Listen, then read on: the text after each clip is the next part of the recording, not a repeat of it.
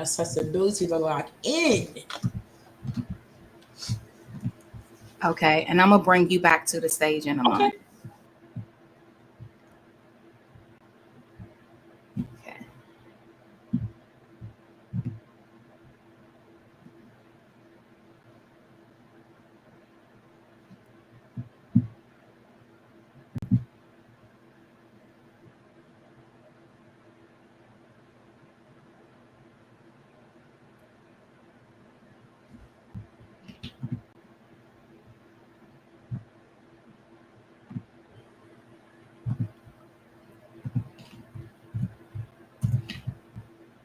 Hey guys, hello.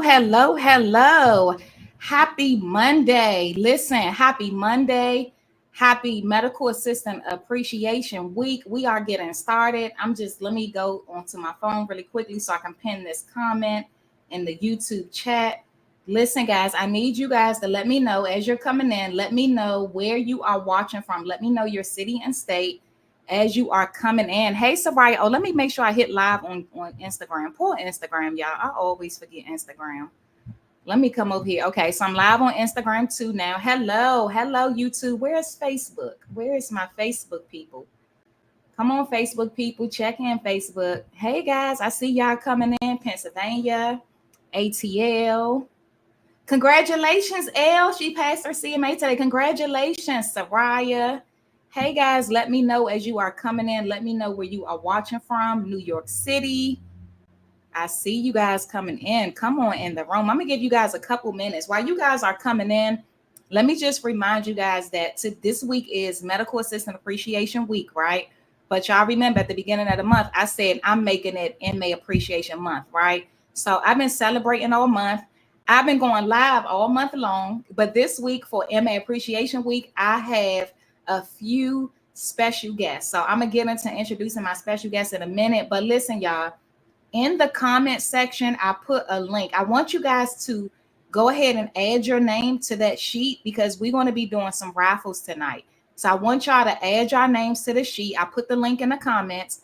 Now, Facebook, I don't know if I can pin the comment on Facebook, but I was able to pin it on YouTube. So YouTube people, make sure you click on that pinned comment.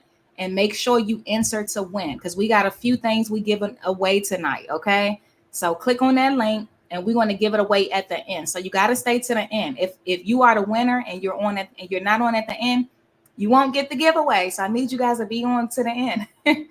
All right, let me see. Let me check on my Instagram people. Hey, Instagram. If anybody wants to join from Instagram, let me go ahead and put the link on Instagram too, guys. So this is the link. You enter your name on this Google document, and then you can I'm going to do a drawing at the end of this live tonight, and then you can possibly win. We're going to give away a few things. All right. So first of all, let me bring up something really quickly. Let me see. Let me present this.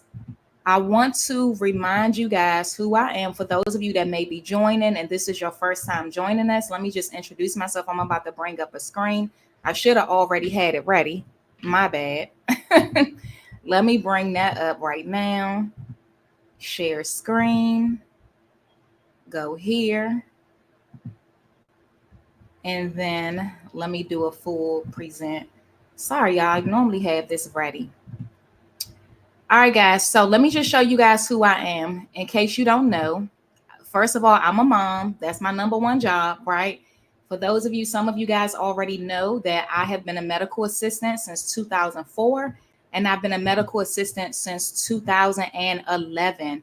In addition to being a medical assistant instructor, I'm also an author. I've written 4 books, and I'm also an entrepreneur. Okay, so I don't just do medical assistant. I do some other things too, y'all. I got some medical assistant merch here, some t-shirts, stethoscope necklace that you can personalize. And I'm going to be giving away some of this stuff this week, y'all, from t-shirts, mugs, stethoscope necklace, personalized stethoscope necklaces, guys. These are some of the things that I sell, okay? So I just wanted to show you guys that just so you guys can have an idea of who I am and also what I do. So go ahead and join that link. I'm going to post it one more time for just in case my Facebook people. I know you guys got to scroll and see that one. So I'm going to paste that there. All right, guys. So y'all got that? All right.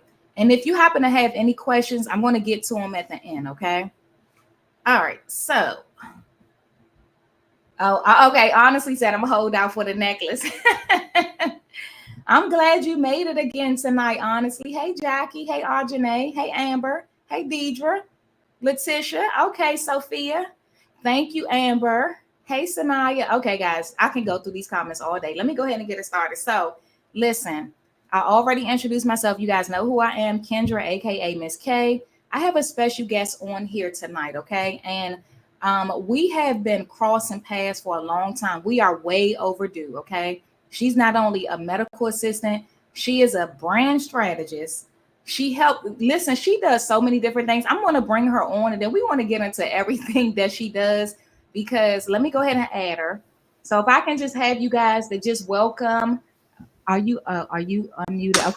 Can I have you guys welcome Alicia to the stage, guys? Just hey y'all, hey y'all, some hey hand y'all. claps. Put some First hand of all, shout out to ATL, Georgia. Y'all know I'm a new Georgia peach. I've been here for a year now, so shout out to y'all. Where did you move down there from? Philly. Oh, I didn't know that. Yep. I did not know that. Philly. Well, welcome to the Medical Assistant Lounge, because we are way overdue. You. We were just talking about how we probably about what, 2 or 3 years overdue? Girl, long time. 2 or 3 years overdue. So I'm going to let Alicia introduce herself, and then we want to get into this interview because one of the reasons why I wanted to bring her on, first of all, I mentioned we are like 2 or 3 years overdue. I ran across her a few years ago, and I saw that she was in a medical assistant space. Now, not a lot of people are doing what we do, right? Mm-hmm. We don't just go to work every day and work in the doctor's office. Like, we're doing stuff outside of the office. So when I saw her doing that, I think I had just really started my YouTube channel. And I was like, listen, I said, we need to collaborate. Did I reach out? I think I reached out to you first. Yeah, I reached out to you first. And I was like, I would love to collaborate with you one day. And she was with it. There's just, schedule changes. And then I got you mixed up with another. I thought the whole time I was communicating with Shay, I thought that was you. So it was just it's just like a big old mix up. So let me go ahead and stop talking. And that's okay, girl. It's okay.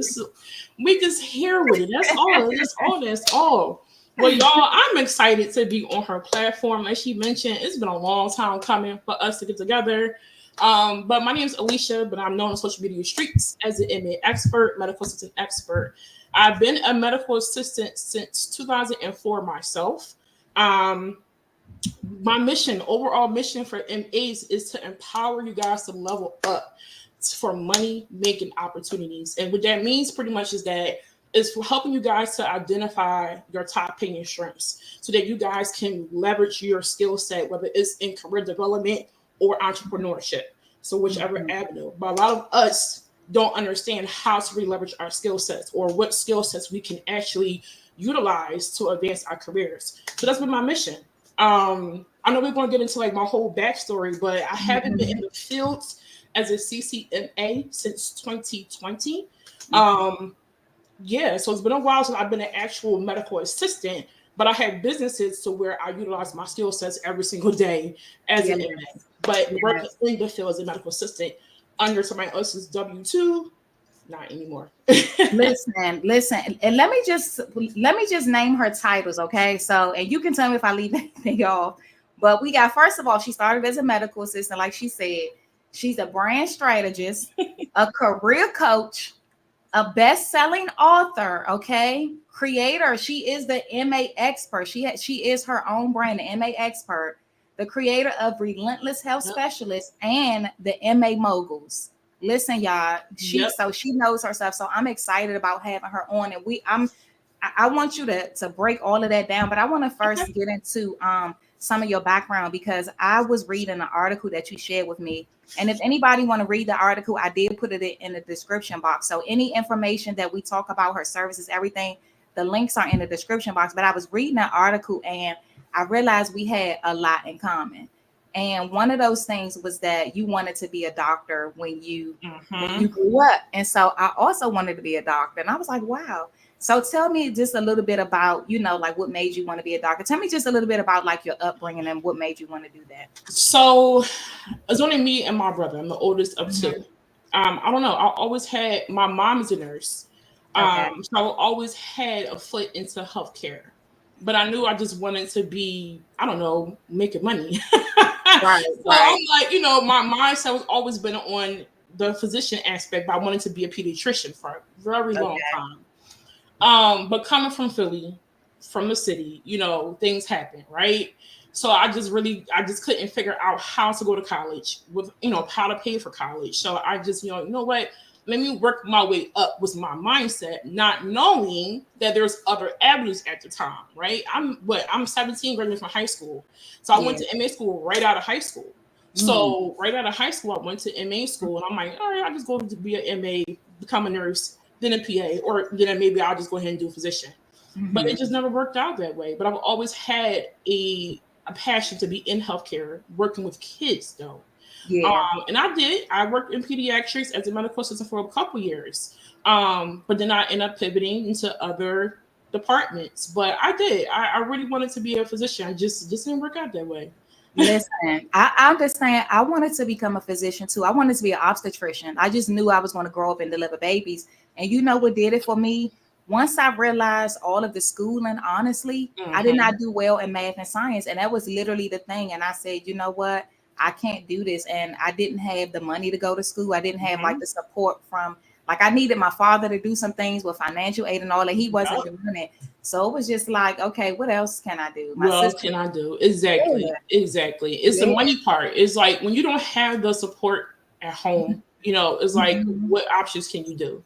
Because coming from, in our culture, when you hit 18, you're on your own anyway at this point, right? So it was like, what options do I have? And when you're not educated on credit, you're not educated on budgeting and financing and investments, you don't really know anything when you're that age. So you don't come from a parent who can educate you on that. You're pretty much just like left out to figure it out on your own. So that's how I was too. I had to figure it out. Yeah, that's how my sister, she was a medical assistant, and I used to see her with her scrubs on and her book bag, like her rolling book bag. And I was like, oh, I want to do that. I was like, because I can still work with patients. I don't have to go to school that long, but I can still work with patients. Let me ask you this. Do you ever get any pressure to become an RN? All the time. All the time. Let me say this. And I don't mean to be in a braggadocious way at all. Yeah. But I'm book smart, very smart, right? And I've always had this aggressive type of demeanor, but it's never in a negative way. It's more so because like I study, I know things, right? And when I'm working with a provider, I like to know who they are. I like to know how they work so I can just knock it out and not have to worry about them asking me 10,001 questions. So along the way, the providers were impressed with that. And they always used to ask me, well, you're too good to be an MA. You're too good to be an MA. Why don't you go back to nursing school? Or why don't you come become a PA? And I was like, yeah, but by this time I got kids, So it was like, I don't know how I'm going to figure that piece out. But it was a mindset thing for sure. But all the time, for sure. Every hospital, every provider I worked for, I was definitely always throwing out there, why can't you become more than? More than. And that was like, Yeah, and I feel like it's okay to just like to do MA work unless you want to go beyond that. Like I went to a it was like a networking event. It was for nurses. It was for healthcare workers in general, but it was a nurse that was giving an event.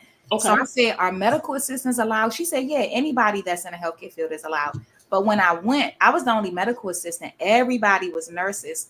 And everybody said to me, literally, everybody that I met, why don't you become a nurse? Like this one lady, she was like, we got to get you a nursing school. We got to get you. And I was like, I love the field. I love the medical field in general, but I don't want to be a nurse. Like, and I told her what I do in the medical assistant space. I'm like, this is what I love to do.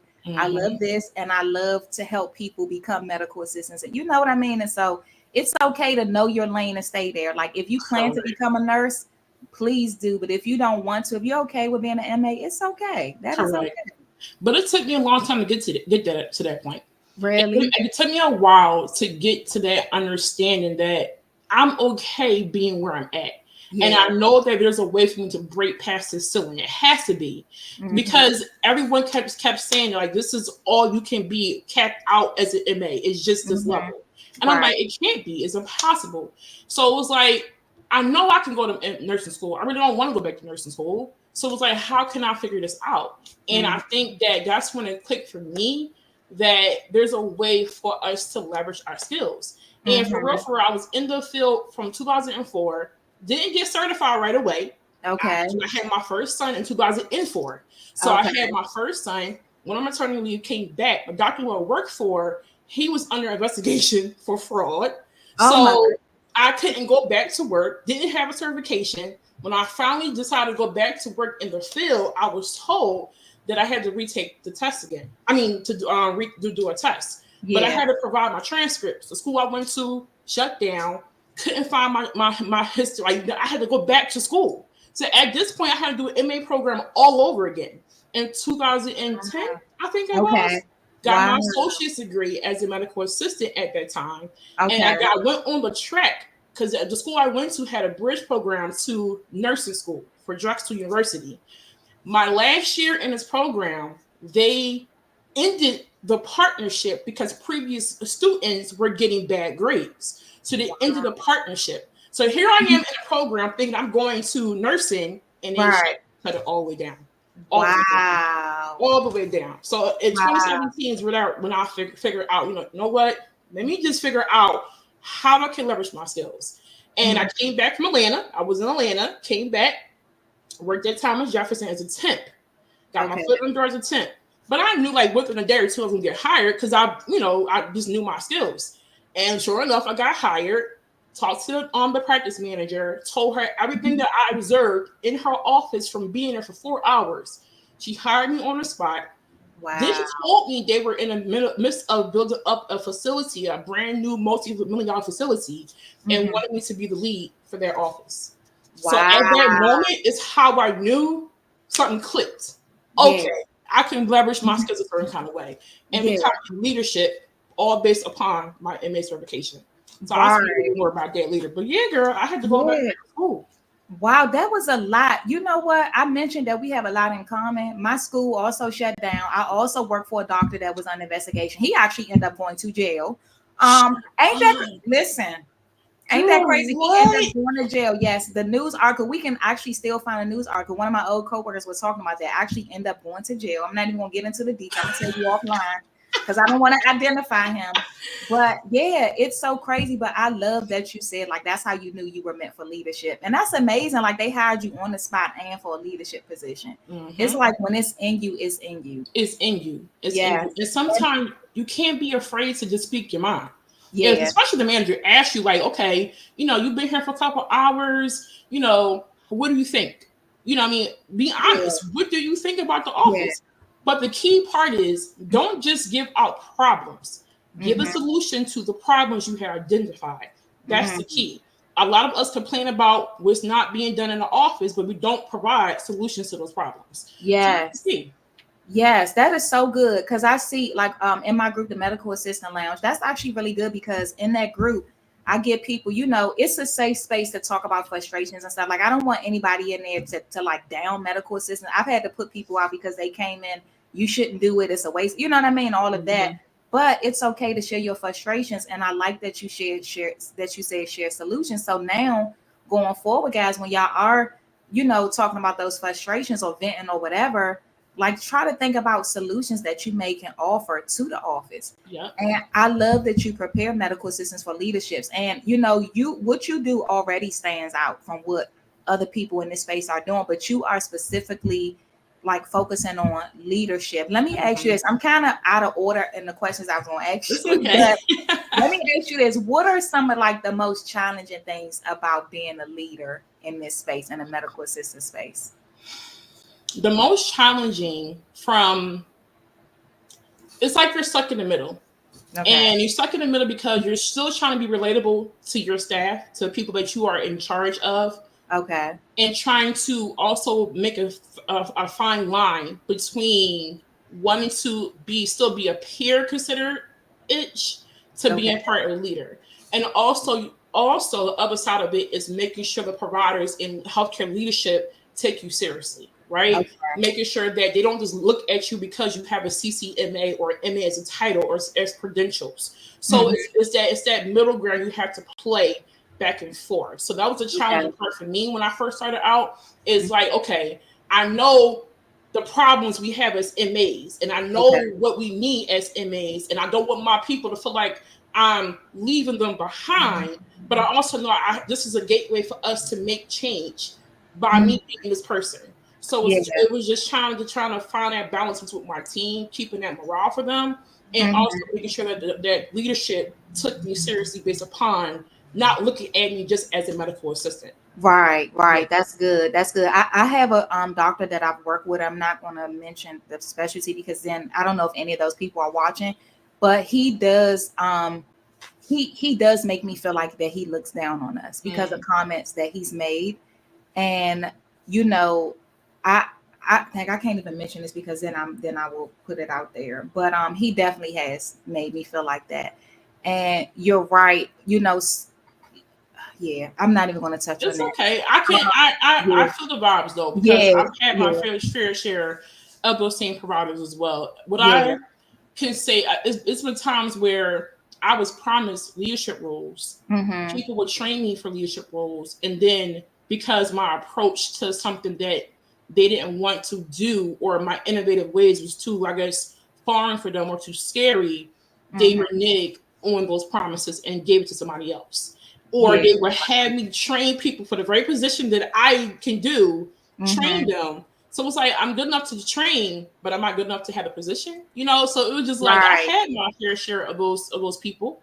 Right. I understand. I understand. Right.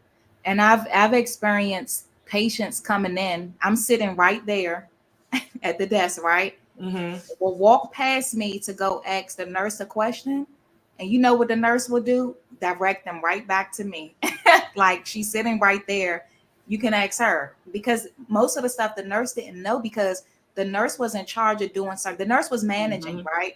But Mm-hmm. she didn't know certain things that we had to do in the day to day. So Mm-hmm. she wasn't familiar with that. So often, again, they will walk past me, go to her, and she's like, "Okay, I need you to talk to the MA." I like You nurses know? like that. I Yeah. like working with nurses like that that Mhm. respects not just our title, but you as an Yeah. individual. Because some Exactly. nurses don't do that, you know. Some nurses will try to undermine you or, look down on you just because you have this certain title. But I like working with people like that. No matter what the Yeah. title is, they still respect the fact that you are knowledgeable in that way. Right, right. Hey guys, I see y'all putting in the comments your name in the chat. If you want to enter the raffle, I will post a link again, but you have to enter your name in on the spreadsheet. So let me see. Um I see some of you guys were able to enter your name. So I'm going to post the link again. Okay. So if you're putting your name in the chat, it won't work. You got to put it on that Google document that I'm putting the link for, because what's going to happen is when I do the raffle, I'm going to copy and paste it into the wheel and I'm just going to spin the wheel. So make sure you enter the name. I see a couple of people said they didn't know how to enter their name. So just try to see if someone's able to add Callie. I know Callie said she couldn't do it. So if you were trying to click on it and couldn't do it, can somebody add Callie's name, Callie, and then just let us know in the comments if you were able to do it. Okay. All right. Alicia, I was going to ask you Yes. too. What kind of specialties have you worked in? Like, what's the different specialties that you've worked in? Baby, I'd say all of them. I have worked in hematology, oncology, palliative Wow. care. I worked in pediatrics, OBGYN, multifamily, multi-specialty office where we had primary care and internal medicine on one side, and then the other side was OBGYN, neurology, sleep study, endocrinology, cardiology, um, physical medicine, rehabilitation. I mean, everything you can think of. That's what I worked in. I don't think there's a specialty that I haven't worked in. Gotcha. So let me Yeah. ask you this. What's your favorite out of all of them? My And favorite why? has to be OBGYN. Here's the Okay. reason why. Okay. For one, I had the pleasure of working with some great African American physicians. And I'm Okay. not talking about second year, third year, I'm talking about big bosses.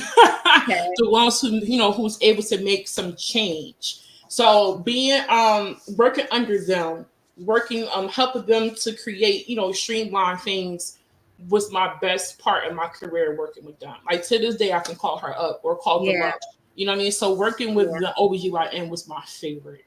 That's my favorite. So I told you we have a lot in common. That's my favorite specialty too, Mhm. because I'm first of all, I'm already obsessed with the body, like the Mhm. body, but I'm even more obsessed with how our bodies as women can nurture. I mean, it's just like when y'all really think about it, when you think about how our body knows when to get ready for the baby, then the egg gets fertilized and then it nurtures a human life, and then it holds the baby in just enough time to where the baby can breathe on its own. It Right. weighs, he or she weighs enough. Like I am obsessed with the body, especially the female body. So I love working at GYN and helping out with the different procedures and stuff like that. Mhm. I've learned so much. Yeah. So I think GYN has between GYN and endo okay, well, in dermatology too. But okay, I think those are the three ones I can say because they have more procedures. More procedures. okay, gotcha. Yeah. I also didn't know we had a Euro GYN. It was so working with a Euro GYN for provider was a good Wow. thing too, because I got familiar with the geriatric side of working with women, and Uh-huh. the whole pelvic floor exams and all those other things like that you don't think about after birth, right? Yeah. So yeah, that's one of my favorites. So let me ask you this. On the opposite side, what's your least favorite and why? Probably cardiology. Really? I can't stand doing EKGs. I will listen. Oh, When I got in leadership, that's when I got into leadership. I'm the kind of person I would be on the floor with you. That's just me, right? I don't care what okay. position I'm playing. I'm on the floor. If I need to be Gotcha. on the floor, I'm on the front. This one need to be in the front desk. But cardiology, don't call me for no EKG. I'm gonna call somebody else for EKG. I just didn't. I just could.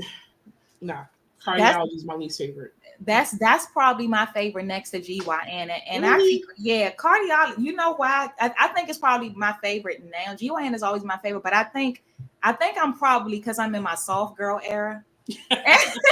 And it's not a lot to do in cardiology. Like I don't mind doing That's true. EKGs all day. Like I don't want to give injections anymore. I don't even really want to draw blood. I don't want to be, I got 5 patients in the lobby, then I got 2 patients that need injections, and I don't want to do any of that anymore. So I think that's probably why I love cardiology. But pediatrics is my least favorite.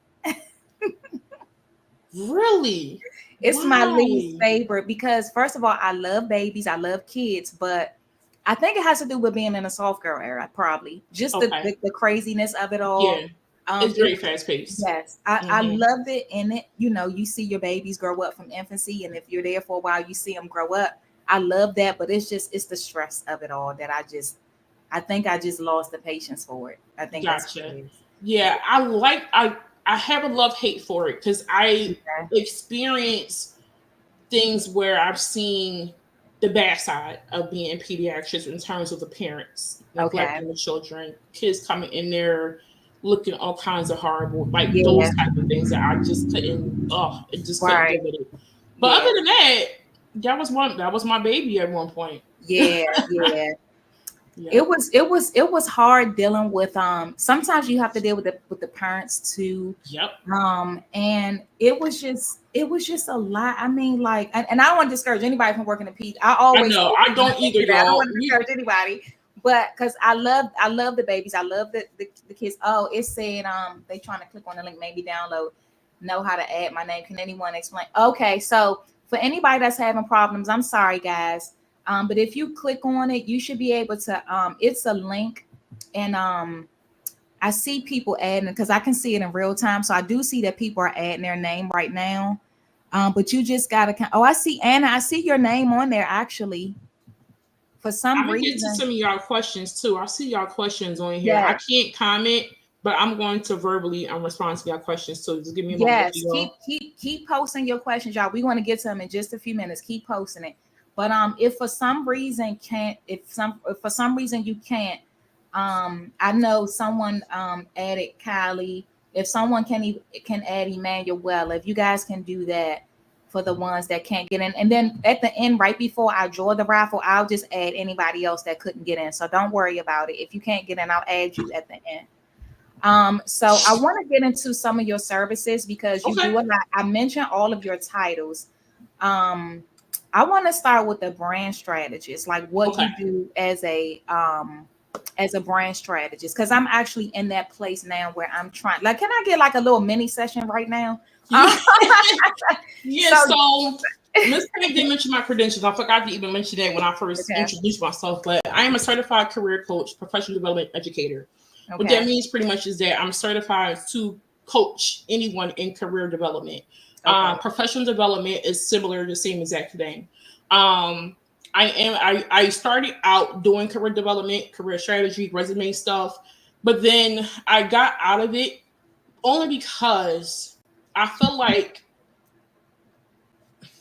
I got out of resume development because I feel like that was not my main focus. My main focus is to make sure that MAs understand how to leverage their skill set, to understand that they are a brand. Like, you are a brand. You don't have to have no fancy name, none of that.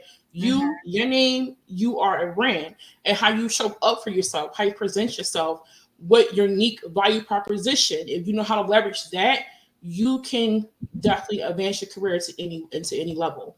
So that's how I just started to let me focus on that. My first book is called How to SWOT Like an MA Boss.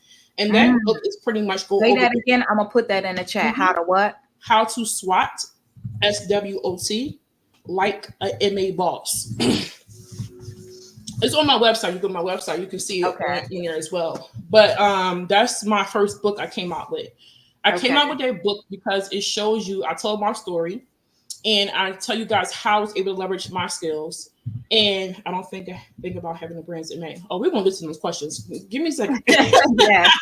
Those comments. But in this book, it tells you how to identify your strengths, weaknesses, your opportunities, and your threats. That's what SWOT means. SWOT, basically, you can do it from a business standpoint and a career standpoint.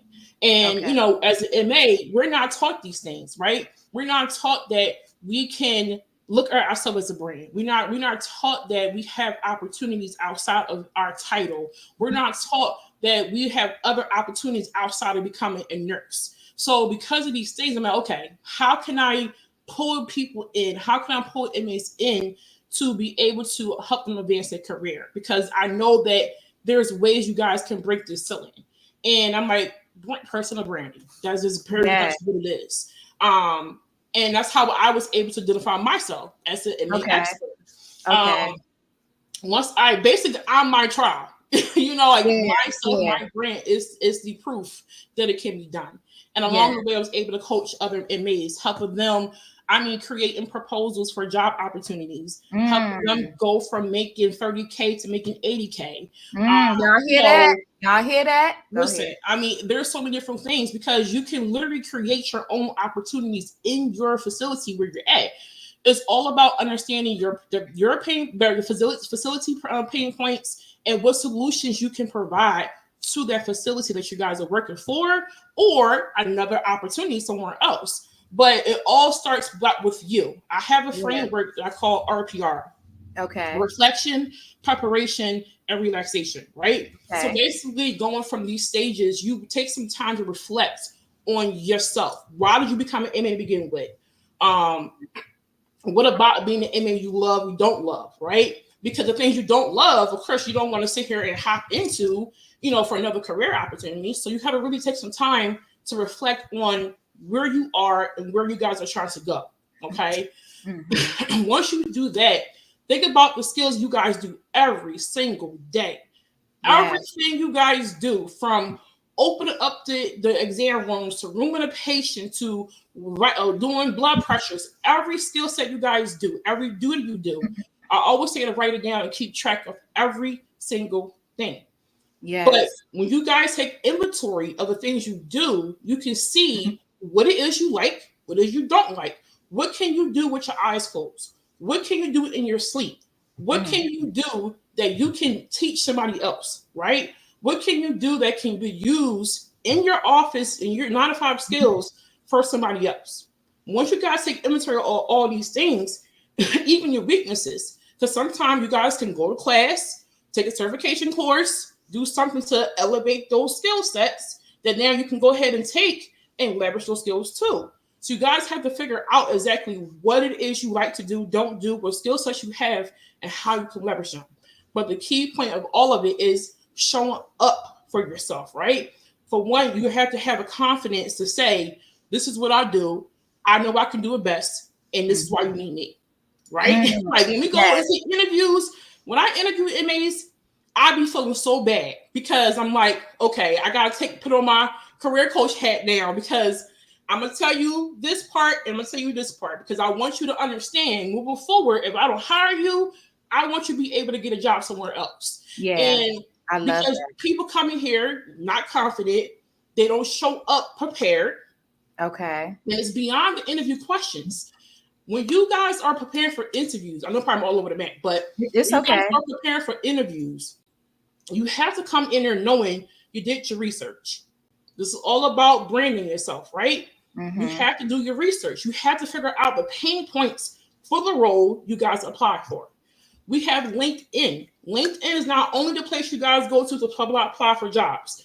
LinkedIn is a great place to look at the job you guys are applying to, look at the company, look at the people who work there, talk to the people who work there, figure out if you can get some information, figure out what's the problem, why they keep having hiring events, why they keep having a higher retention rate and turnover rate. Figure out the why, the pain points. Once you guys can identify that, you can say, oh, you know what? Well, I'm good in this area. I have done X, Y, and Z. My skill set is da-da-da-da-da-da. Let me just put it together so when I go on my interview, I can figure out how to leverage this, right? Now I can tell you why you need me. Now I'm not scared to go on this interview, just sit here and answer your question because now I'm getting to the point where I'm interviewing you, right? Now I'm letting you know why you need me. It's not about you asking me 10,001 questions. I'm here to tell you I know your issues. And I'm going to tell you why you need me.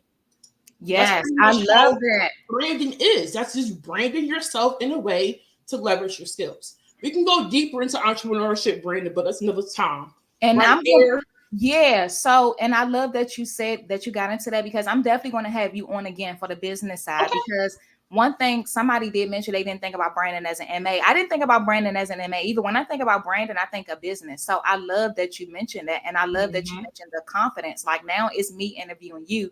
And I think I told one of my students that they were going on an interview. I said, sometimes you just got to go in and just be confident. That will get it. Just go in it like you already have it. Even though you're brand new to the field, no experience, hone in on those skills that you learned in school and those even your good grades. Like I was a 4.0 student, I was a 3.5 student or whatever, but that confidence, like this is why you need me. That's why I say y'all got to be able to answer the question, why should we hire you?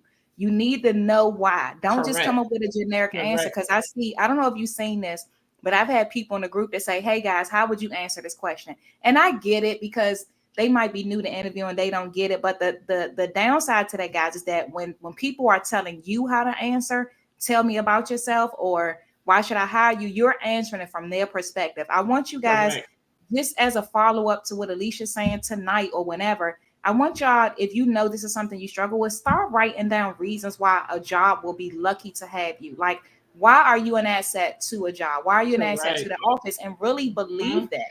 You know, really, that was so good, Alicia. And even I want to encourage anybody who's aspiring MA, who never worked in the field. You guys probably just starting out, whatever, and you probably like, well, I don't know how to do this because I don't have experience. You do.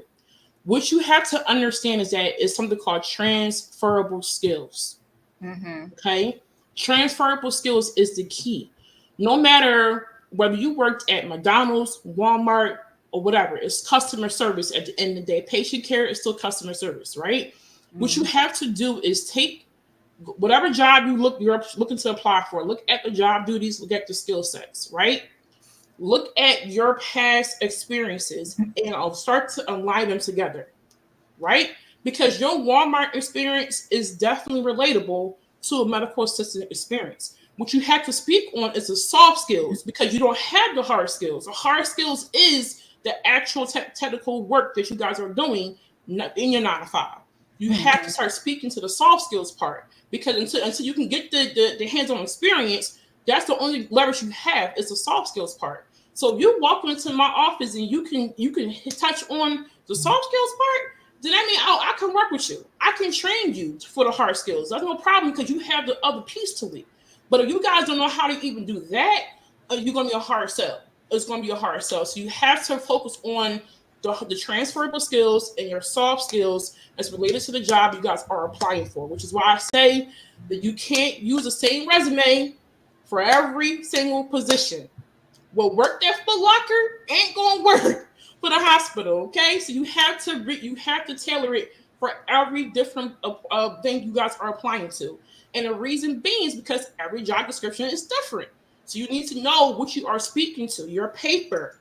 Your resume is like the previews to a movie, y'all. The preview, right? So you gotta look and see how you can sell yourself on this preview. If you're pitching for a movie, I want to see your manuscript. That's pretty much how the resume is viewed upon, right? Yes. Yeah, you're right. And I see your questions, guys. We're going to get to it in a moment. I'm going to put this on the screen for anybody that's having trouble clicking on the link. I'm going to just keep that up there for a second. And also, guys, if anybody, I know y'all picking up what Alicia's putting down. If anybody wants, of course, to work with her, her links are all in the description box. If anybody wants to follow her, if anybody wants to connect with her or whatever, make sure you check out the links in the description box, okay? And we're also doing a giveaway for her service tonight too. That's one of the giveaways we're doing tonight. So make sure you guys, this person gave a tip to click on the link at the top with the 3 dots and add your name. And this is for the giveaway. For anybody who is trying to, trying to be entered into the giveaway tonight, just click on the link. I'm gonna put the link in the chat one more time. For anybody that, that was something else. Let me put I forgot I pasted something else since then. Let me get that link again. Let me see. Select that. And we're going to get to your questions in just a moment, y'all, because we see them coming in.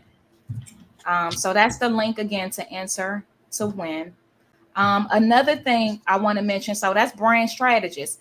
And, one thing I want to mention to you before we go to the next thing, but that's something that I'm still trying to get together now, because I don't know if you saw my introduction, but I do so many different things. So I write books. I have 4 books. I'm working on actually 2 more at the same time, trying to get them done. Sure. And I have several businesses. I got my CPR First Aid. I don't really do that as much, but I also help people with their credit. I help people build business credit. I help people start business. Like that's why I call my other YouTube channel Miss K All Over the Place, because I'm all over the place. So I'm literally in the space now where I'm trying to figure out exactly how I want to brand myself, because I don't know if I want to brand myself on the MA side or if I want to do, you know what I mean? So yes. I'm literally trying to figure that out. So I might need your help with that, because I'm here for it. And it's a process. Yeah. It's a process because I went through several pivot phases too, right? Mm-hmm. So it's a process because,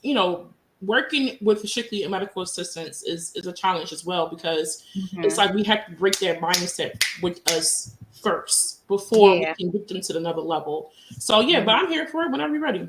Yeah, thank you. I appreciate that, because I'm trying to get it together. Okay, so let me go into one of your other mini titles. So we mentioned the books. We mentioned that you're a best-selling author. So we're going to get to the books in a minute, but I want to talk about what you do. What is the it was the Relentless Health Specialist. I didn't even know. That's my new business. So I have 2. I have Relentless Health. I can forget my own business name. Relentless Healthcare Performance Advisor. That was my first business. That's how I started out. When I was doing healthcare consultations as an MA, I was being thrown around different offices doing process improvement for their companies, and I'm like, okay, if y'all calling me on the phone for me to do X, Y, and Z, I need to figure out how to get more money for this, because I was still getting paid as my regular salary doing all this extra work. So that's when I decided to become a contractor as a healthcare consultant for the hospital I'm working for. I'll get into I'll tell this one last story before we leave, though. But anyway, Okay. So that's my first business, healthcare consulting, doing process improvement, onboarding, streamlining for all types of companies. That's my first business. Okay. My second business I just opened this year. Actually in March 25th was my opening date. Limitless Health Specialist, and that is a ambulatory healthcare screening facility. It's like a patient service center where we do drug testing, phlebotomy services, DNA testing. We're doing vaccines now. Eventually, when I get like a storefront location, I'm going to onboard a provider and do physicals. But by that point, my hands gonna be tired. I'm not working in there. I'm gonna have somebody else in there. But that's what I have here in Georgia. Mm-hmm. Girl, you are doing it. I love it. You are doing it. I have Percy coming on tomorrow, and she does that as well. She does the drug test and the DNA testing. Like, y'all are doing it. Listen. I love this. This is why I wanted to connect all of us, like in this medical assistant atmosphere and this space that's doing things. Like, we got to keep coming together and spreading this, this wealth of knowledge, because there are so many people watching, like that watch my channel, that's even watching now. You know what I mean? That feel like that's all that it is to medical assistants, just going in the office, punching a clock, bringing back your patients. No, it's so many different things you can do. That's why I love that you mentioned. I have yeah, and I think you have a business book too, ebook for business as well, right? Yeah. So, I have I got one that I haven't put. So I have an ebook for business, but not for medical assistance. Okay. But I have a you might be talking about my my download, my business download, my 10 business ideas download. Oh, okay. Yeah. I have a 185-page book. It's an ebook format. It's digital, but it's called Medical Assistance Business Blueprint. In this business blueprint, I give over 20 to 30 different business ideas. Along with the business idea, I give you like a brief overview of a step-by-step of how to get this business started, what skill sets is required, qualifications, all that great stuff. The blueprint literally walks you through the entire process, no matter what kind of business you have. I give out tons of resources as to how to find clients, how to structure your business. I talk about how to market your business. I talk about strategies, all kinds of stuff in this book. It's a great resource, of course, but if you ever looking to figure out, okay, well, how can I align my skills with a business? I always suggest to start there, because it gives you a list of different types of businesses you guys can start. And this way you can kind of pique your interest and see, well, okay, well, I didn't know that. Let me think about this. Let me do more research into this and X, Y, and Z. So that's something you guys can look into as well. I put the title in the chat, guys, and then of course, as I mentioned before, you can always go to her website, because your website leads to everything you're mentioning, right? So you can always go to her website as well. Or even in my social media bio, everything's there. And then I wanted to also ask you about MA Moguls. What is the MA Moguls? Y'all, she got so many things going on. Moguls. This is when I first started out with MA Moguls. That's how I first started out on social media, was the MA Moguls. And the word mogul stands for motivated, opulent, gritty, unwavering leader. So mogul, right? But it's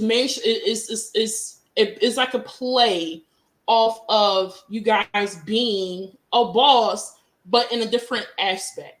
And it's strictly for medical assistants. And I want MAs to feel motivated, right?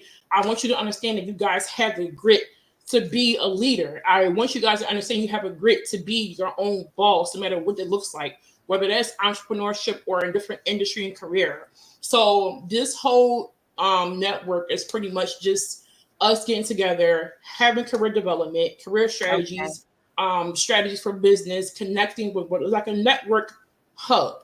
I've been doing this for a while and trying to get this digital aspect up for a while, but I'm a perfectionist. That's my downfall. Don't judge me. But I have been trying to get this portal up for quite some time. So it's almost there, but it's just not the way I want it to be. You know how stuff can go. But it's like pretty much a network. And my plan is to bring people on like you who does, coaching, who can do a whole, segment so you guys can learn certain things. So it's like a big old network hub for us to all be and work together. So that's what MA Moguls pretty much is for. Yep. I love that. So guys, y'all heard everything that Alicia offers. I do suggest that you guys check her out, follow her. Everything is in the description, and I'm going to also put it in the chat as well. Which one do you want? You want me to put your website in the chat, and then Yeah, they put can that in go to chat. everything from there? Okay. MAexpert.net. Yep. Okay, so I'm gonna put that in the chat, Yep. and we're going to answer some questions in a moment. I got one last thing I want to ask you, MA Okay. Expert. What is well, you kind of probably already hit on it some, but if you can just think of like one more thing, like one more key thing that you would tell someone who is maybe looking at you, like some of these people here that's watching, they are still in school, some of them fresh out of school, some of them just starting their MA journey. If they're looking at you right now and they're like, listen, I want to be there one day. I want to get there. I want to be an MA mogul. I want to, I want multiple streams as an MA or whatever. Like, what is something that you would tell them to maybe start doing now? So, like I mentioned before, the whole RPR aspect, taking inventory of your skill set is where I say to start. That's the most important thing because you don't know where you want to be. You don't know how you can leverage your skills until you guys take your reflection of to what it is that you guys actually have. Your UVP or USP, unique value proposition or unique selling proposition, is the key to doing anything, whether it's business or career development, because you have to define that unique factor. What's unique about you? What's going to make you stand out as a medical assistant, right? In terms of hiring, you probably got like 20 MAs, 30 MAs fighting for one position, right? So, what about you is going to make you different, unique, stand out from that other person? So, in order for you guys to get to any level of success, your own level of success, you have to first identify what's unique about you and how you can brand and pitch that uniqueness to the core. Okay. Yeah. Identify your why now. Identify why you are starting and becoming an MA. Identify why you want to be in the healthcare field now. Once you have your why factor, that is your foundation throughout your entire career. That's your foundation. If you don't know your why, I challenge you to start now to figure out your why, right? Some of us get into this field because they think it's easy money or quick money, or people think it's as a stepping stone, and it can be a stepping stone, right, to a bigger picture. So whatever your why factor is, figure that piece out. And once you figure that piece out, assess your skill sets. Once you assess your skill sets, and then you can start brainstorming how different opportunities can align with those skills, and then we can go from there. But that's what I would say is start to identify your why factor, and then take an inventory of your skill sets. I love that. Thank you, Alicia. And I'm gonna try not to hold you too. Like y'all, this supposed to be 30 minutes. Here, we've been waiting for this for a long time. Okay. Okay, so you good. So you good. Okay, good. So listen, y'all, for those of y'all that joined later, this is long overdue. I reached out to Alicia like 2 years ago, maybe even a little longer, to collaborate. We never got a chance to. Then I got her mixed up with somebody else. The whole time I'm communicating with somebody else. And I'm actually glad because I met her in the process. I don't even remember how I met her, but somehow I thought that was you. But anyway, this has been long overdue with us collaborating. So this is why we're going over. So thank y'all that's still hanging in there with us. And we're going to start getting into some questions now. So I'm going to scroll back up. Some of y'all had some really good questions. And I try to wait to the end for the questions because I don't want us to get like too sidetracked. Sometimes it can kind of get sidetracked and we go even longer. If you guys have a question, you can put it in the chat, but I'm going to scroll up to the older questions. Also, I just put the call-in link in the chat. I'll put it in again. If anybody wants to click on the link and ask your question. Oh, somebody, there's Lori. Now, Lori, do you want to be on camera or do you want to just ask your question? You don't have to turn your camera on, but I'll just share your audio. Let me know. Let me see. Let me add to stage. And then I think it's a way I can, let me see. Okay, unmute yourself, Lori, if you have a question. Go ahead and unmute yourself. Let's see. Because okay. Go ahead and answer. Unmute yourself, Lori. I see you're on here, but I can't hear you if you're asking anything.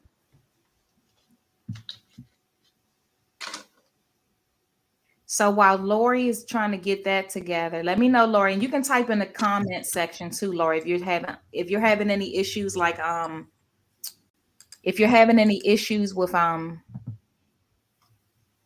anything, let me know in the chat. Let me see if she put anything in the chat. Oh, just audio. Okay, you can just go ahead and unmute yourself. I see it says just audio. Go ahead and unmute yourself. You see the little button looks like a microphone.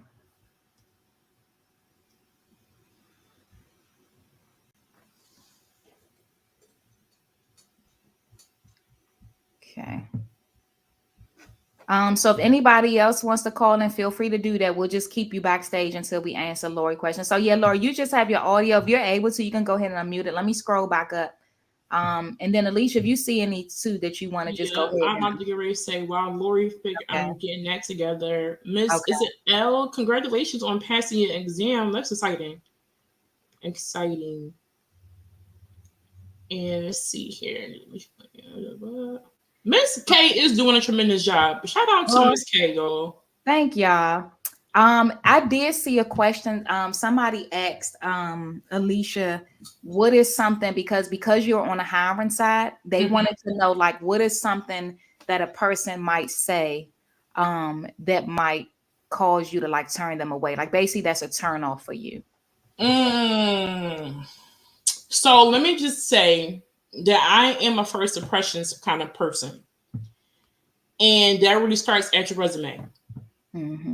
If your resume, if your objective section, your summary section doesn't stand out to me, I am not going to read the rest of your resume. And I'm being completely honest. And I say that because your summary should be a literal summary about your skill sets as a whole that touch on your hard skills and your soft skills. And then it leads into everything else. So if I can't have anything that stands out in there, I'm not reading the rest. But if you do make it to the interview stage, your how you present yourself, the way you dress, the way you come prepared, that's the key. If I see that you're not prepared, or you're coming in frazzled, or it's just like a certain demeanor about you, that I'm already, my senses, my hairs, my neck is going to stand up immediately. In terms of words, what I don't like is someone who can't convey why I should hire them, like you mentioned earlier. That's your selling point. That's your time to sell yourself. And if you can't articulate that, then why should I hire you? Right? And I was a kind of hiring manager where I hired, depends on the position. I hired people straight out of high school, out of MA school as well. And I always like people who can challenge me to do competency interviewing. Competency interviewing is where you may not have the heart, you may not have the actual skill set or the experience to do the job. But if you say, well, listen, this is what I have in terms of my soft skills, I'd be willing to come in this week, and to train with your lead MA for this week, just so you can see my skill set and see how I can just jump right in. Oh, that's the thing for me. Yes, challenge me, right? But if you just don't have that, if you're not willing to sell yourself or speak up for yourself, then for me, it is going to be hard for me to put you at the top of my list. And thank you for answering that. I got Lori back. Lori, I'm going to go ahead and add you again and then see if you can speak now, Lori. Can you hear me? Yes, I can hear you. Hey, Lori. Hi. Hi. How are you? Good. How are you guys doing? Doing pretty good. Doing pretty good. Did you Go ahead. Did you get your name added? I know you were having trouble. One of the ladies was adding me, so hopefully it's on there, but it still won't work on my iPhone.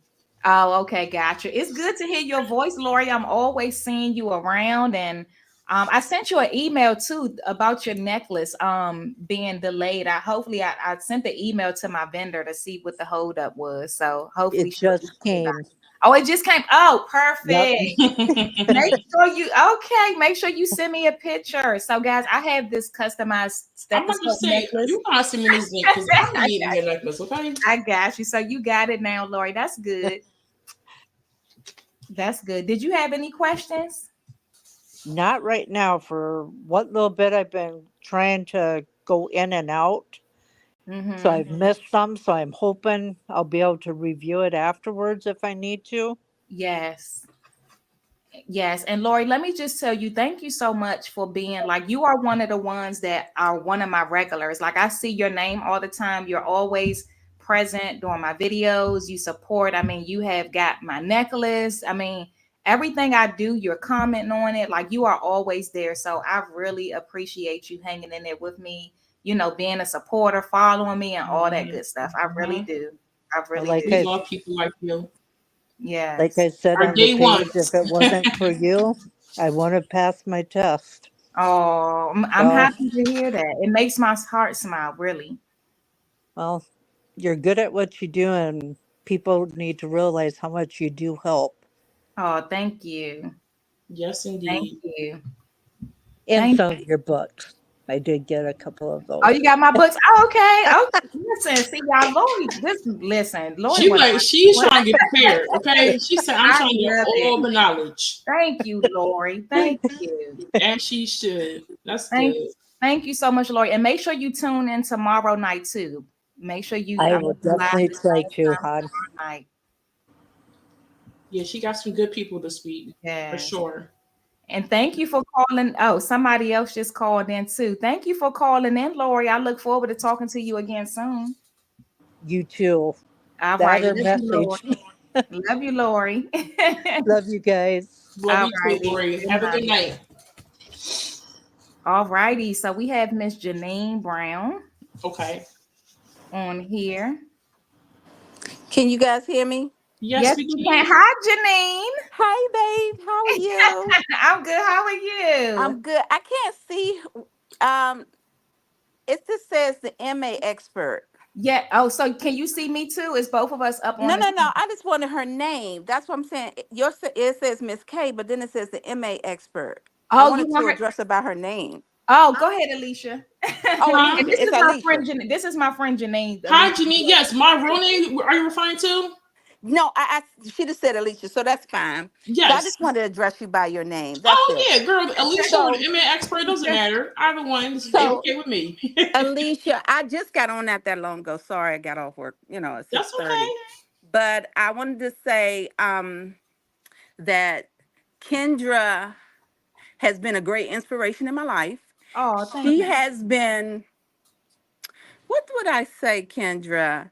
I have, she introduced me to teaching CPR. So Okay. she's been a mentor to me. But I've been in the medical field for quite a while. Okay. But what I will say to you when you were talking about resumes, and I understand where you're coming from, and I agree with that. But sometimes what I will say to you is take a little bit of a step back because everybody doesn't know how to present themselves. And Mm-hmm. sometimes we can overlook good people because they don't know how to put things in writing, or everybody doesn't know how to write a resume. You know what I'm saying? But Right. just like you said, if you can show me or say, can I show you my skill? Sometimes it's the best thing because sometimes I see where I work, everybody knows how to put everything on paper. But when it comes to doing the actual job, Mm-hmm. it's like, oh my God, what is going on here? You know? And I will also say, working in the health field has to be a passion for you. And like you said, it's a Mm-hmm. stepping stone. It can be a stepping stone to wherever you are, where you want to go. But if you're going to be in the health field and deal with people's loved ones, make sure you have a heart for that, compassion, and understanding. Listen, patients are going to get on your nerves, but you have to have understanding for them, Yep. because Yep. at the end of the day, at some point, it's either going to be you or someone in your family that you're going to be looking for that person to do those things for your loved one. But that's all I really wanted to say. Thank you to my sister. But I also wanted to say that to you because I heard what you said. And as far as resumes are concerned, some people don't know how to put a resume together or don't Correct. even know how to speak You're up for absolutely themselves. right. I no longer am in, I mean, I hire for my businesses. I'm no longer a Hmm. hiring manager because I don't work for the healthcare industry in that aspect anymore. But I Hmm. definitely understand what you're saying. But it's, Yes. which is the reason why I became a career coach to begin with back in 2019. I Okay. started out with resume development. I started out resume revision, helping inmates to kind of understand the aspect of resume writing. So I Hmm. understand what you're saying, which is why I became a certified career coach for that very thing. But I got pivoted away from that aspect, and folks start focusing more so on personal branding and identifying your strengths and your skill sets. But I Yeah. also think this is where I always talk about on my platform or with other my peers is that this is why it's important for MA schools to Hmm. have this as a cohort in their program, because you should not, and this is my personal opinion, you should not graduate from your program without understanding how to market yourself in this industry. I I agree. think It it should needs to be be a a part of the capstone. curriculum. Yeah, it It needs to should be be a I part part of of the the curriculum. curriculum. Yeah. Absolutely. You should I not agree. be, you should I not leave the school without understanding how to write a resume. Now, a lot of the schools do it for you, which I disagree with, but I think it should be a standard to where you are walking away knowing how to interview, knowing how to do resume development, and knowing how to market yourself for career opportunities. Yeah, Yeah, I I totally agree. agree. Like And one of I just read one of the thing comments. One young lady stated that she gets really tongue tied with that question. yeah, Sell yourself. It's almost like, okay, action. In a sense. Right. Um. Which is why interview and preparation comes in key. Like Mhm. before you, this is why career strategy is important. Job strategy, job searching strategy is important. You have to plan. A lot, I understand that our livelihood sometimes things happen in a drop of a dime. We got, like, I gotta go make some money, right? And we're just yeah, online applying. But at some point you have to prepare yourself for what you're applying for, right? So yeah, if you are applying for a job, you have to know what you're applying to. And in the midst of you guys applying to 20 different jobs, start preparing. Start Yeah. asking yourself for these questions. Use Chat GPT. We're in a day and age now where we have AI.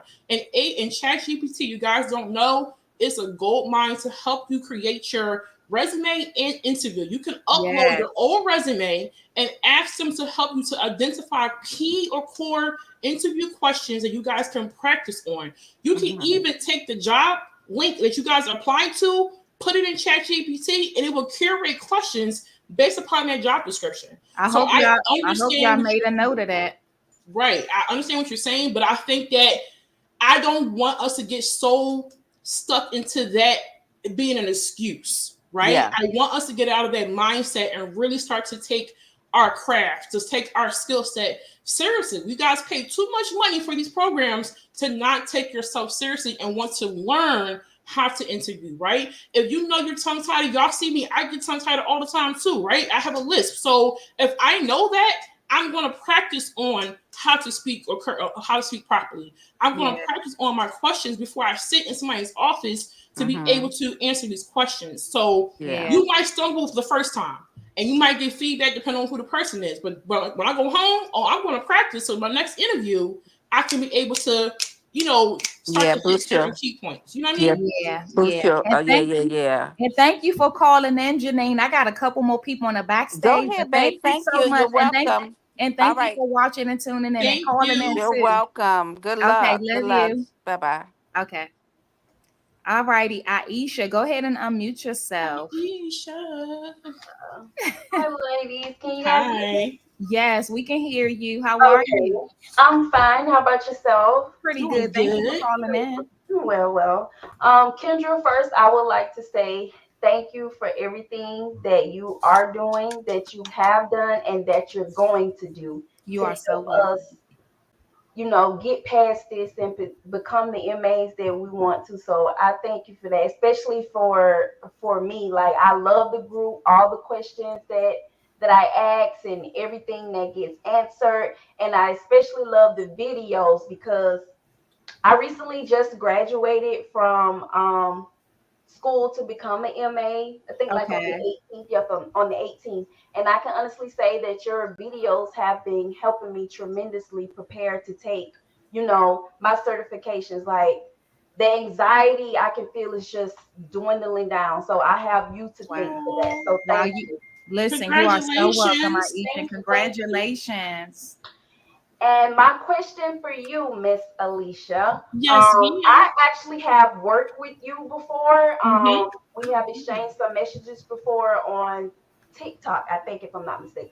Okay. So I currently have a body sculpting business that I have been running coming up on 2 years now. Okay. Um, I more so got into becoming a MA to be able to provide more services for my Oh, I think I know who you are. Are you in here in Georgia? I am. I'm Okay. located in Macon, yeah. Okay. So now I'm in the process of trying to not more so branch off, but to do a second business that's going towards like doing drug testing. I have Mm-hmm. already, did all the testing that I need to do. Like, I'm in the process of getting my legal situation in perspective now. So my question to you would be like, what type of advice would you give someone like me who's more leaning in towards not going into working in like the medical field, like in the hospital or the doctor's office, but more so just going straight into my own businesses?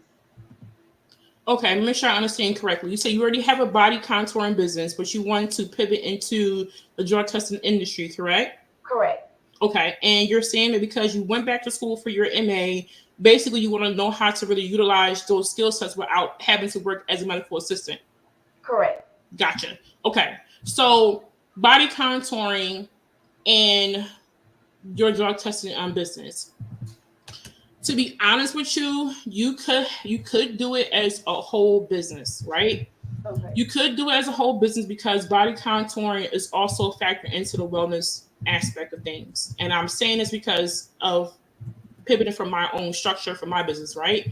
I don't do body contouring, but I have a wellness program. I think I mentioned to you in our messages. In a wellness Yeah. program Mhm. is where I'm utilizing my MA skills in terms of doing assessments, right? I'm doing their weights, I'm doing their height, I'm calculating their BIs, I'm doing all their biometric screenings, and I'm also doing the phlebotomy services as well, where I'm drawing in blood depending on what type of hormonal testing is needed for the actual program.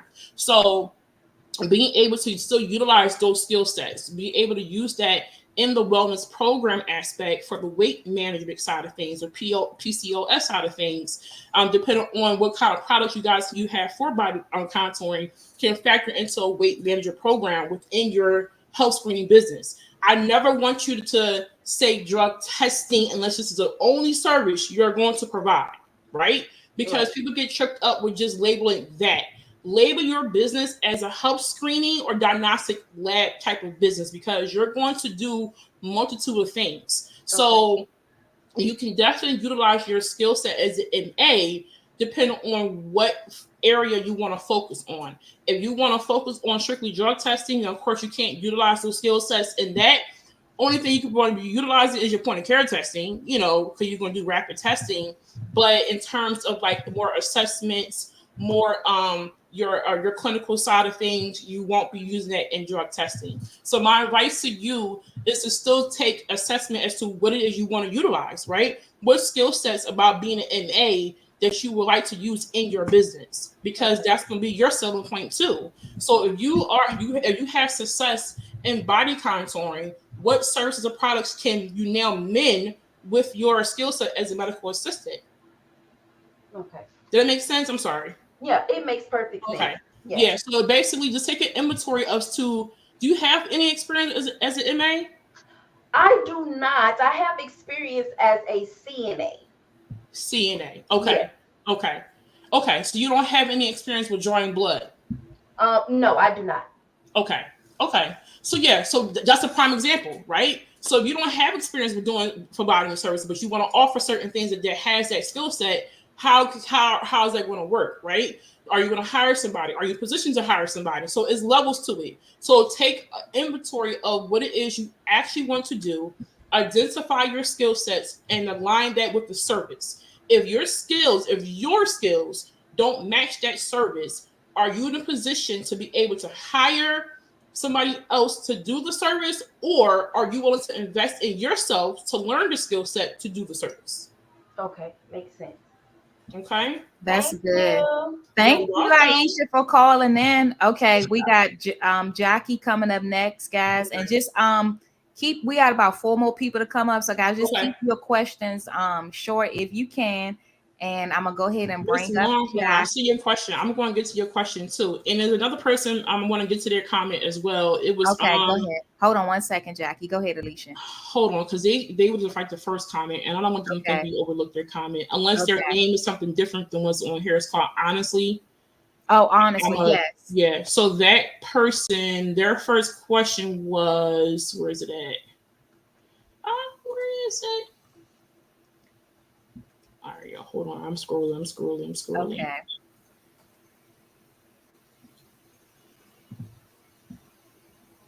Okay, when I was in high school, I volunteered at the hospital. They had me organizing extrajudicial printout. Okay, I could have sworn he had a question. Maybe not. Okay, my bad. I thought that person had a question. Sorry. Okay, thank you for being on it too, Alicia. No, your problem. No problem. Okay, go ahead, Jackie. Hey, Miss K. Hey, Jackie. How are you? I'm good. How are you? Doing pretty good. Thank you for asking. I'm going to be brief. I did speak to Miss Alicia briefly in the Facebook comments last night. Okay. Hi. Hi. So my question was for you. One, have you ever struggled with your confidence when you were starting out within the medical field? I have my CMAA. I don't have any clinical background, but my confidence at this point is not where it needs to be. Mm-hmm. Since I'm fresh out of school. So my question was, it's a 2-part question. How did you get your confidence, and how did you find your niche if you knew you wanted to be more well-rounded? How did you find your niche? Okay. So definitely keep in mind that I've been in the field for a very long time, right? So I didn't just come out the gate as an MA knowing that I want to do what I'm doing now. Nor did I have a confidence right out of MA school. What I can say is that when I first came out of MA school, I was nervous. I got hired straight from my externship. That's just one story. I got hired straight from my externship. And I think being able to have that experience helped me to develop my skill set, right? Because I was able to go right from school, clinicals to a job. I didn't have a waiting period, whereas some people's experiences might be different, right? Some people don't have that opportunity where they can get hired from their externship, and they have like this delay in terms of a 3-month gap, 6-month gap. So I was able to just, perfect my craft at that time. I was nervous my first time sticking somebody. Like I was nervous my first time sticking, even though I had to stick real people in school. But you get them old people who like, listen, my vein is right here. You got one stick, one try. Those people, they don't play. So my nerves are through the roof. But what I would say is how I got that under control is by keep in my head. I kept telling myself that it's the same as at school. Like it's no difference. And the patient don't know you're new or nervous unless you show them that you're new and you're nervous. So I had to like internally speak to myself, and it was a constant thing for me.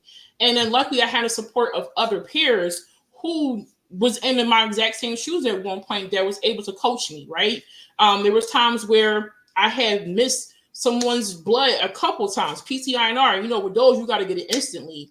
And I missed it a couple times and I was down on myself, and they allowed me to practice on them. So, having that support with your peers also is a great factor too. So if you do have a gap in your from time you leave from school until the time you guys get hired, try to see you guys can connect with other people to brush up on your skills. Talk to your school and see you guys can come in for clinical refreshers, right?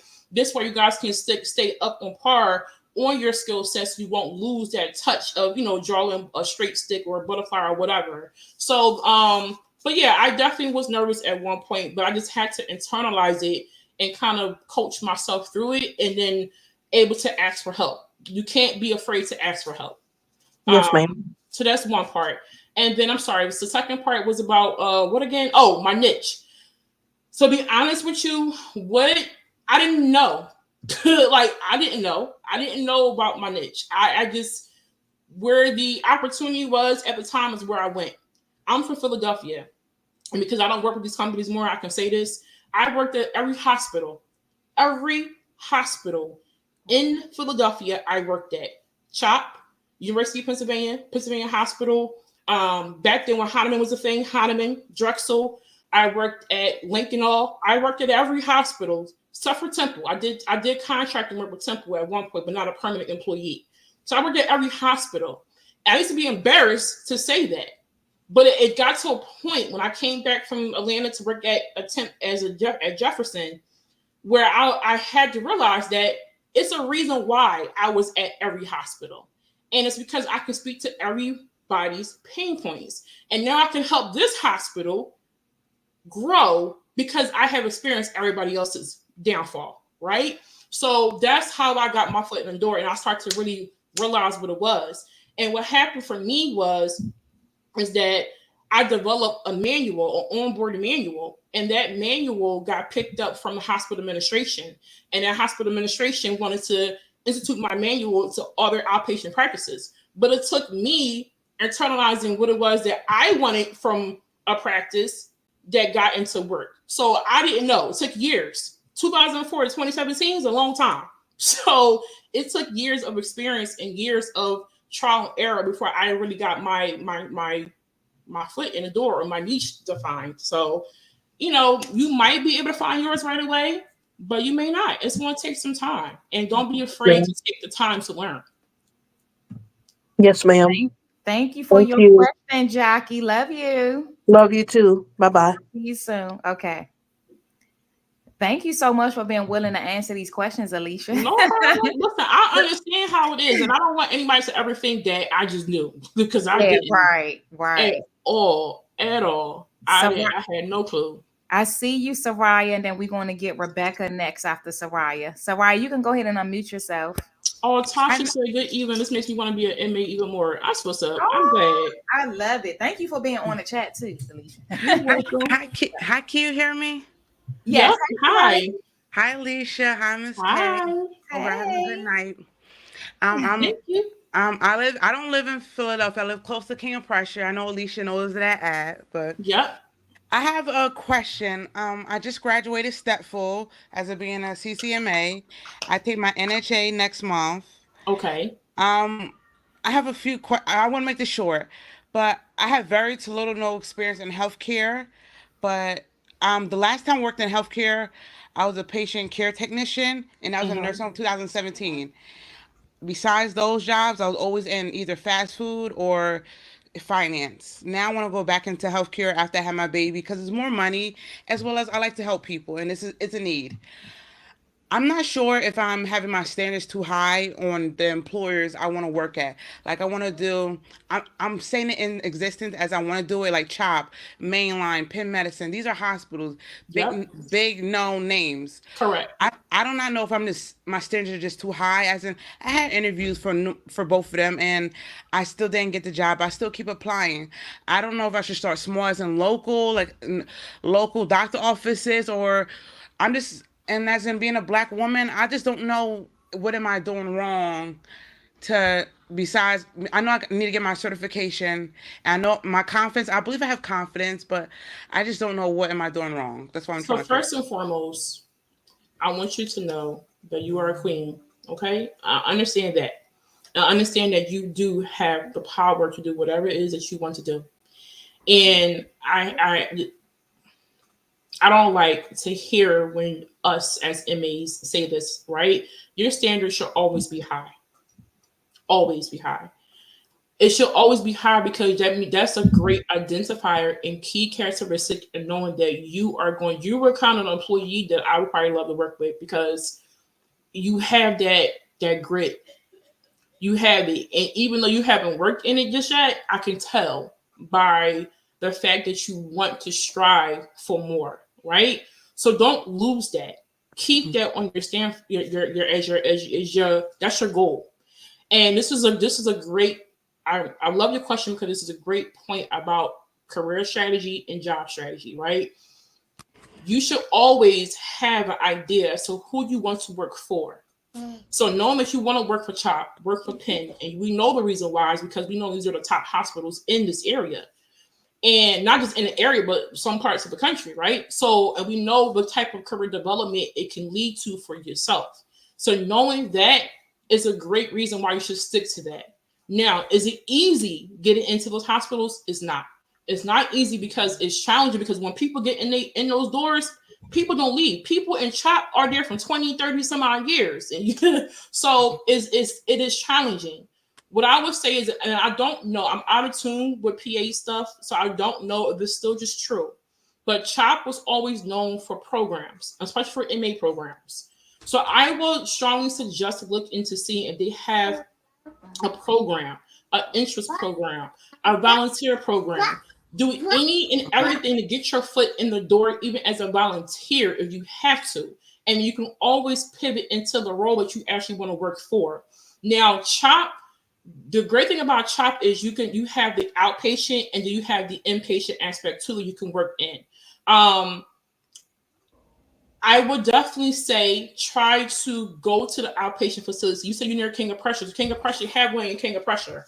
Go to their facility. See if you can drop off your resumes to different departments within within the facility. Just trying to do different ways to market yourself, get your foot in the door some kind of way. Network with people. Use LinkedIn.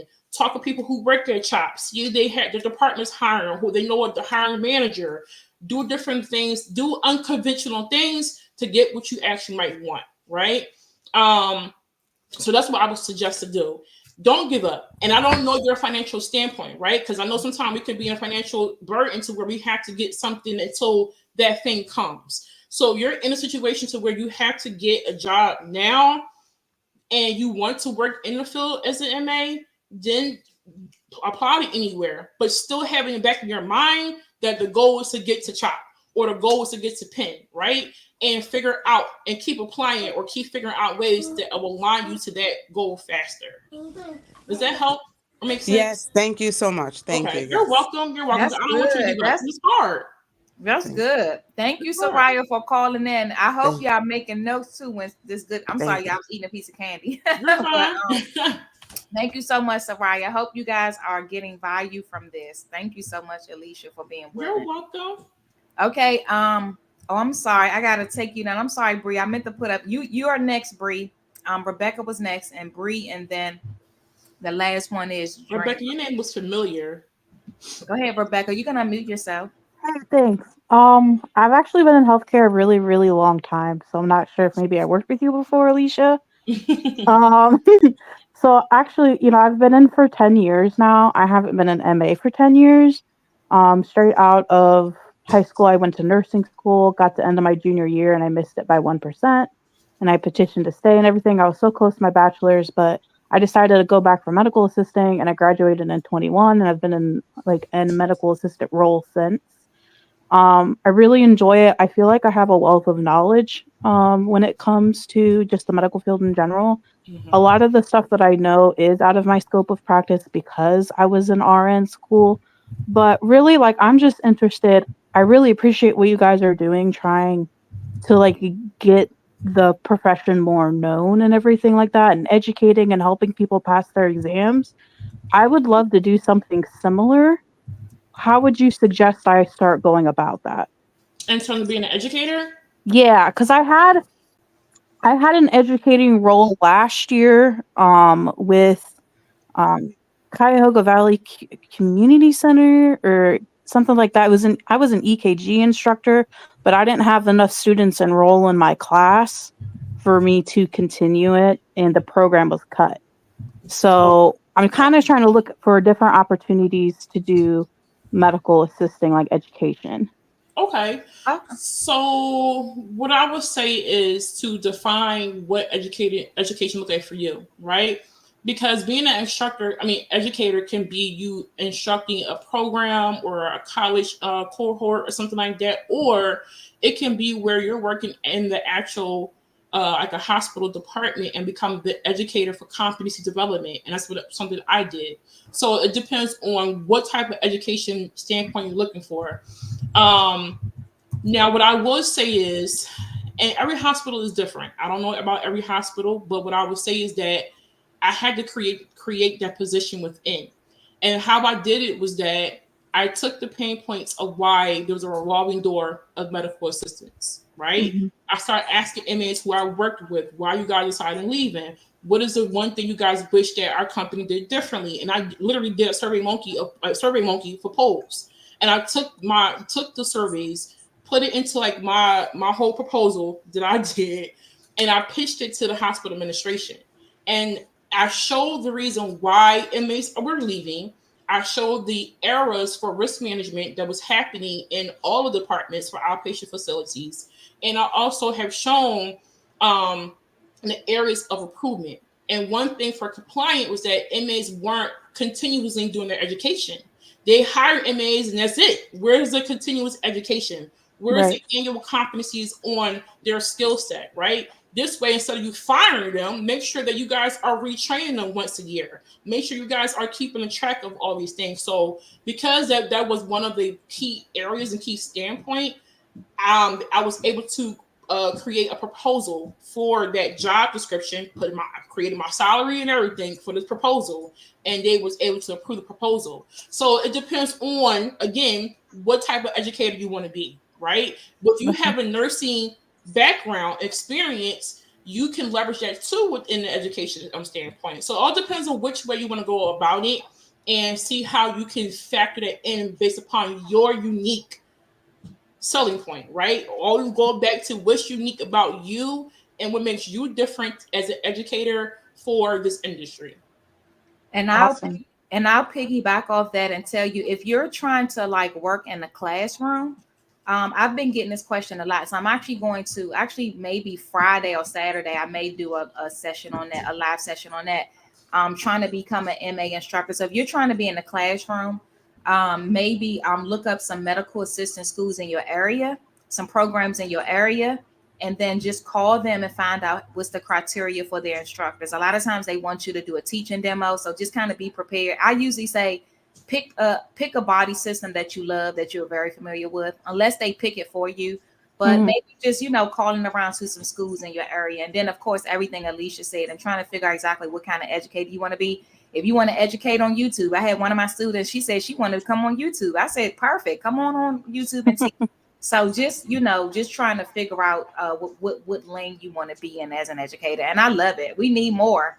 Mm-hmm. Yeah, I really enjoy it. Like, I love teaching in general. A lot of the positions I've had throughout my career, I've went into training roles and things like that, and I love being able to see people grow and use the knowledge that I've given them and kind of come up with their own ideas and just like Yeah. become strong and confident in their roles. So thank you guys so much. I really appreciate it. You're welcome, and thank you You're so welcome, much and for good luck calling with in, everything. Rebecca.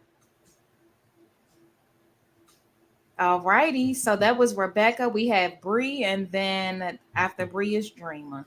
Okay. Hey, Bree, you can go ahead and unmute yourself. I got nervous now. Yeah, don't be nervous. Oh, she came on Hey, camera. Bree. Okay, Bree. All right, What's up? Bree. Hey, Bree. First of all, I just want to say I appreciate both of y'all for coming on here. I know time is money these days, and y'all are very successful, and y'all are women that look like me. So I can really appreciate y'all time for one. Thank you. Thank you. Miss No K, problem. I've been up since. No, what happened to What her? happened, Bree? Come back, girl. Come We back. rebuking this technical difficulties. Bree, you went out for a moment, Bree. Yep, and just come on back. Okay, she back now. Now we got to get her video back. Okay, Bree. There you Can go, y'all hear Bree. me? There you go. Yeah, we can hear you. Ah, There you go. did it go off? It's No, we got you. you back. I'm You can't looking hear at me? Red. I'm looking We at can hear you. Oh, Oh, man, what happened? she'll come right back on. Okay. Dang it, Bree. Let me know, Bree, if you still watching.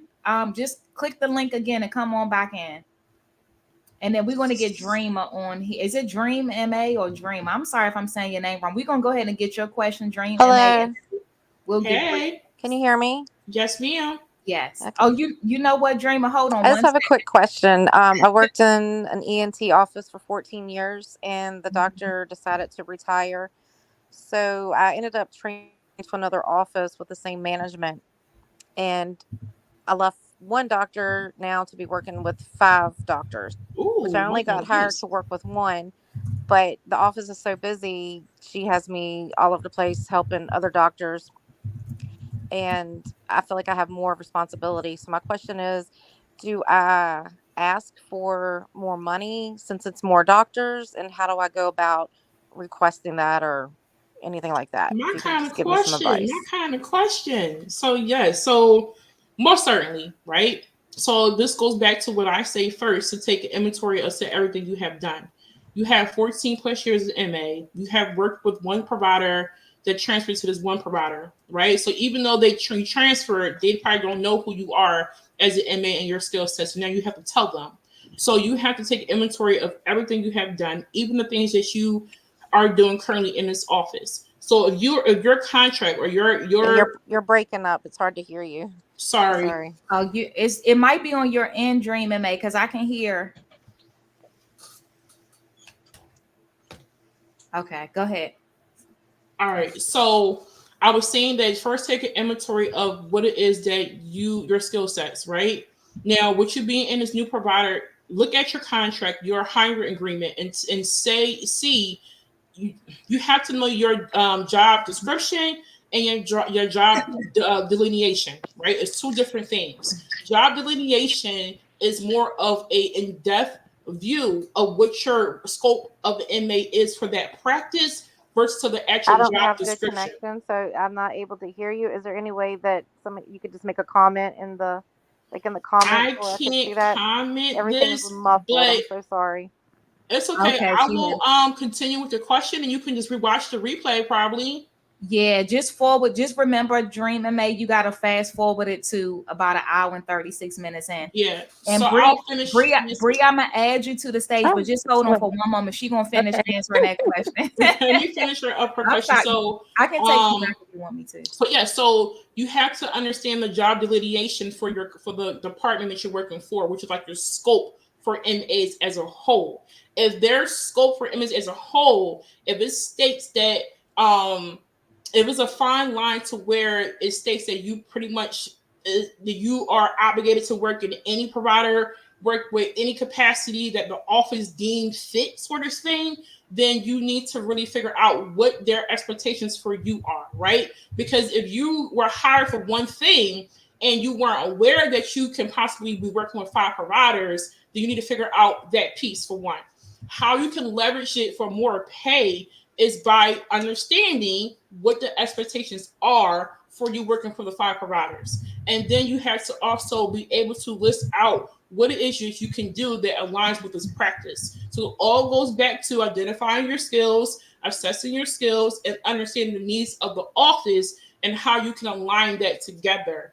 Once you do that, you can create a proposal. You can create a proposal for your basically like it's not a negotiation letter. You're not negotiating. I mean, you are negotiating, but it's not like a simple job negotiation email or letter. You're creating a proposal for I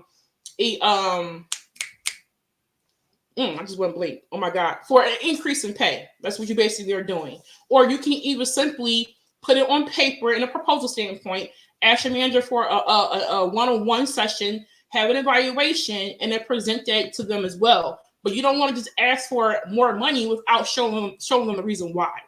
Remember, you always have to show qualitative results. Qualitative meaning that you got to show the actual percentage results. They want to see numbers, right? They want to see why they should go up on a percentage for your particular role. So you have to show that reason why on paper. Hope that helps. So I told her to make sure she forward to 1 hour and 36 minutes in, so she remember where your question was, where her Okay. question was. Hey, Bree. Okay, Bree, glad to have you back, Bree. I'm sorry. People It's don't okay. leave you alone when you're doing something important. That's so crazy. But like I was saying, I really appreciate y'all time just to start off. And then Miss K, I've been on literally on your little channels, like literally watched them like I haven't even ate. Like I've been literally know just that's I've right. I've got through like 17 videos. Oh wow, I'm wow. going crazy over Go here. eat, Bree. No, I don't need to eat. I probably lost 10 pounds. But for Miss Alicia, like Yes, ma'am. I hope to one day get to your confidence level. It's like how you talk, because I was just ready to go, but now I'm nervous. But my question is, like when the interviewers say, what I guess when blink, It's okay. like Take your time. when the interviewers say, do you have a question for us? Like, what is a question that you guys are looking for? Because the thing that I ask all the time is like how is scheduling? Like, what's the uniforms? Like, is those dumb questions that I'm asking, or what should I be asking? There are not dumb questions, and those are questions that I welcome because it shows me that you do have questions. You'd be surprised as to how many times you ask this question. People are like, no, I don't have any question. You should have questions, right? You should want to know as to how many providers is within their office, right? You want to know who's the medical director in the office. You want to know what's your expectations for the role, right? What do you guys expect? You want to ask them, do you guys have a high turnover rate for inmates? And if so, what do you think may be the reason why? Because you don't want to just go to a practice and you might be ready to quit the next week, right? Because of the work environment. So ask those certain questions. Ask about the work schedule. Ask about everything. Some people shy away from asking about the income aspect of it all. But I would, towards the interview, ask them, what is your salary? What is your budget for salary? Right? What is your salary range for this position? So that you can have an idea as to if you should be negotiating if you guys do get the offer, right? So it's okay to ask those questions, but just ask it in a more intuitive kind of way. Not just, okay, so how much is the position? Like, you know what I mean? So you just want to make sure you ask it in a different kind of, present in a different kind of way. But you can still ask that question. But how to know what kind of questions to ask goes into preparing for the interview. So if you have applied for Greenway Internal Medicine Facility and they call you back for an interview, right? So this way, go on LinkedIn or go on Glassdoor.com, look up the facility if you can, or go on their website even. Look at the providers, see how many providers they have there. See who you can find a medical director. Just look for anything that can kind of stand out for you to go back and ask them some questions, right? Read their about section on their website and say, I realized Dr. So-and-so went to high school or went to college in this state, or I'm familiar with this school. Like some type of way to kind of like segue a bridge, some type of conversation, like a personal touch almost. Exactly. It shows that you take initiative in the interviewing process. It shows that you are willing to learn, right? So you can definitely try to dig and research certain things on your own if you can. Yeah. Okay, and if I got one time for one more question, what do you guys think? Like I said, I take my NHA tomorrow, and I've been in the field. I've been a CNA for years, and so I'm just now doing something different. My back is killing me, but what do you guys think about doing work from home, or do you suggest going inside the clinic for the first year? So I think starting out, you definitely want to be inside the clinic. Okay. Definitely inside. But you just said your back hurt. I mean, if you physically need a break, I don't want to tell you. No, it's okay. Like as long as I'm lifting 500 pounds, like this is a break. MA is a huge break. And I didn't hear that first part. I didn't realize you said your test is tomorrow, so I would definitely be praying for you. Everybody else that's testing as well this week, definitely praying for you guys. Yeah, I think your first year starting out, I think you definitely should be in the office. And then you might end up not even wanting to leave the office. You might not even want to go home, but I think starting out, definitely start in the office and then maybe look for things you can do at home. What you think, Alicia? I was going to say the same thing, but I also understand if you have to do remote work, Remote work, let me say this. People, I've done it, right? I've done it, especially at the height of COVID. People think it's easy. It gets boring quick. Okay. And because you're doing the same routine every day, you're not as active. Like I got fatter, okay? Like being at home. And it's just like, you know, it has its pros and cons. But for a newbie, you want to get your hands wet, right? You want to be able to utilize your skill set so this way you can later on say like, oh girl, I can do that with my eyes closed. You know what I'm saying? Like, oh, I can stick with my no problem. Be the person that Miss Jones called all the time for her blood draw, for her injections because you got a little nice touch, right? So just having those experiences, I think, is always great, but everybody's situation is different. So I will encourage you to go in the field if you can, like physically. But if not, do the opposite. Do remote for a little bit, and then or do a hybrid. Some places have a hybrid situation where you can do remote 2 days out of a week and then be in the office 3 days out of a week. Okay. Thank y'all. And y'all do go over people's resumes, right? I know I'll pay whatever kind of price just to get it right. So I used to. I do not anymore. But I did say I was going to choose either one, right? Yeah. So what I'll do is for Miss K's Live, I will throw it in as a giveaway. But my resume services are resume revisions, meaning I look at your resume and I literally go through the whole development process with you on Zoom. This way, you know how to write a resume. I don't want to just take it, do it for you, and then later on you don't know how to do it. Right. I literally go through the entire process with you from start to finish. That's how my service has always been. And everyone has always gotten interviews or landed jobs with my services, but I would definitely try to put this in for her as a giveaway for you guys, but I no longer do it as a standalone type of service. But I do have a ebook and a video called Career Chat GPT, where in this video is an hour video, and I give you templates and the prompts for it, where I tell you step by step how to use Chat GPT to tell your resume for any job you guys are applying to. Okay. Yep. That's good. And I'm excited. Thank you. Thank you for adding that too, Alicia. And thank you, Bree, for calling in and coming on camera. I was congratulations now. Okay. I was so excited. Thank y'all so much for y'all time. Thank you for coming on camera. We can see you. Yeah, y'all are beautiful. And don't call yourself fat because you are plus size and you are gorgeous. Baby, thank you. Yeah. Okay, I'm done, y'all. It's y'all's turn. Thank you. Good night, Bree. Let me know when you let us know when you please let me hit me up my DMs. I'm about to stay on the videos. I guess follow Miss Alicia on everything possible. TikTok, Instagram. I guess went crazy. Like I'm about to be like digesting y'all videos all night long. And let me know how you test though. I sure will. I'm gonna be emailing y'all. Y'all gonna be like, this is crazy. Yeah. No, I'll be live tomorrow. Make sure you call in tomorrow and let us know. I surely will do that. Thank y'all again for y'all time. You're welcome, Bree. And then we got one more. We got Miss Aljanae. Aljanae says Bree is her classmate. Oh, hey, Aljanae, am I saying it right? Were you referring to Bree as your classmate? Yeah. Oh, okay, cool. Hey. Hello. Oh, I'm nervous. I'm sorry. That's okay. So anyways, she coming on camera too. Yeah, very much. So I take my test November. This is my question. Okay. So I've been having a hard time. Like I be taking the mock test, and I have a really hard time second guessing myself. That's my first question. Now my other question is, I take my test November 7th, and my externship is dermatology already. I'm supposed to start that November 13th. So my question is, I feel like I'm trying to figure out, like, I want to get the most hands-on, and I just feel like dermatology, like, I just feel like it's not, like, I feel like nobody gets blood drawn in dermatology. Well, I don't know.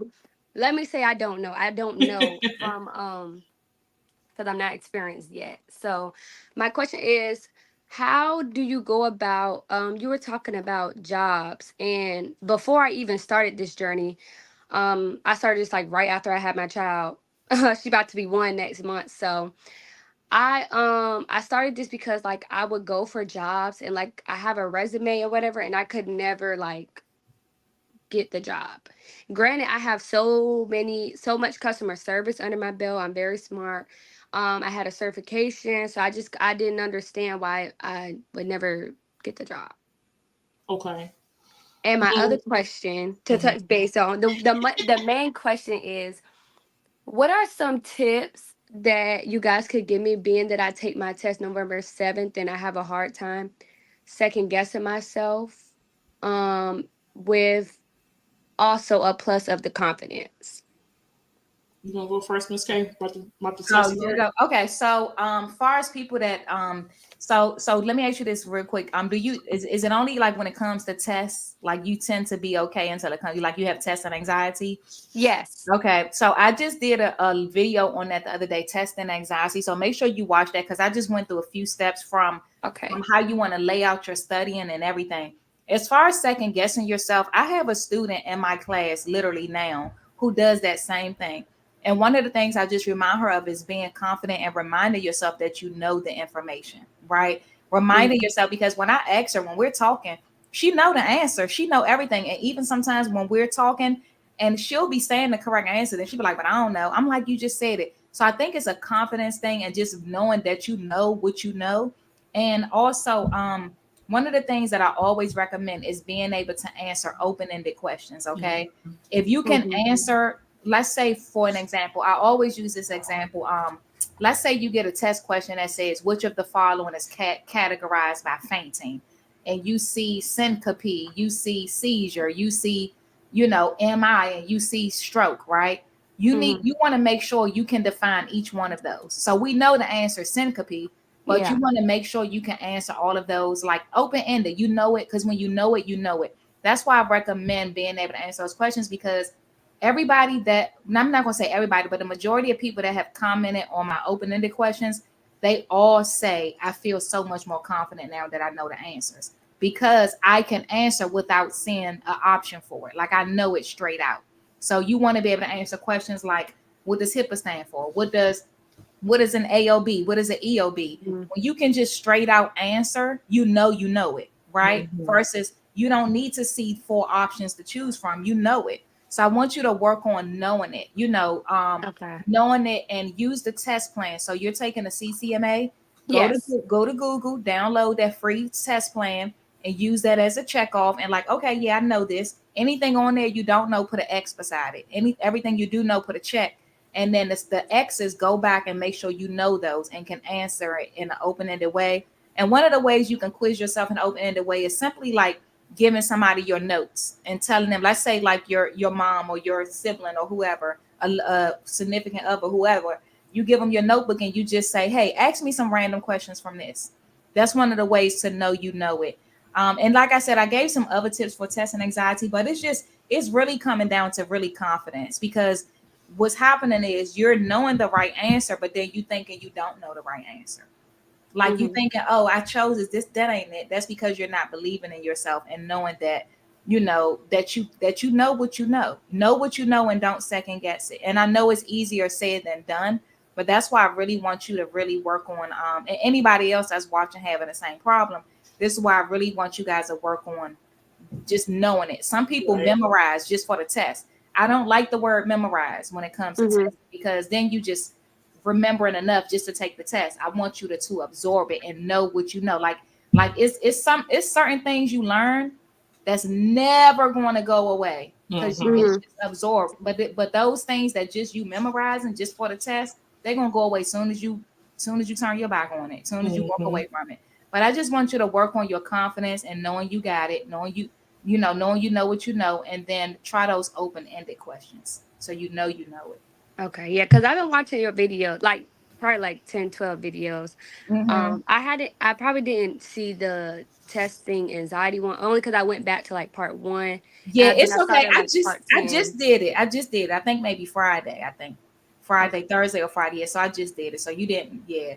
Yes, and I just love the importance that y'all are bringing to MA, because it was kind of like, you know, I had some when I first went to school, I had like some negative aspects about it. And Mm-hmm. hearing you ladies tonight kind of brought me like there's actually more power and there's a more importance of it. And Correct. it's not like the bottom of the barrel, or Correct. it's kind of like y'all what I've gotten from today is it's actually almost more important than the doctors. Just a little bit.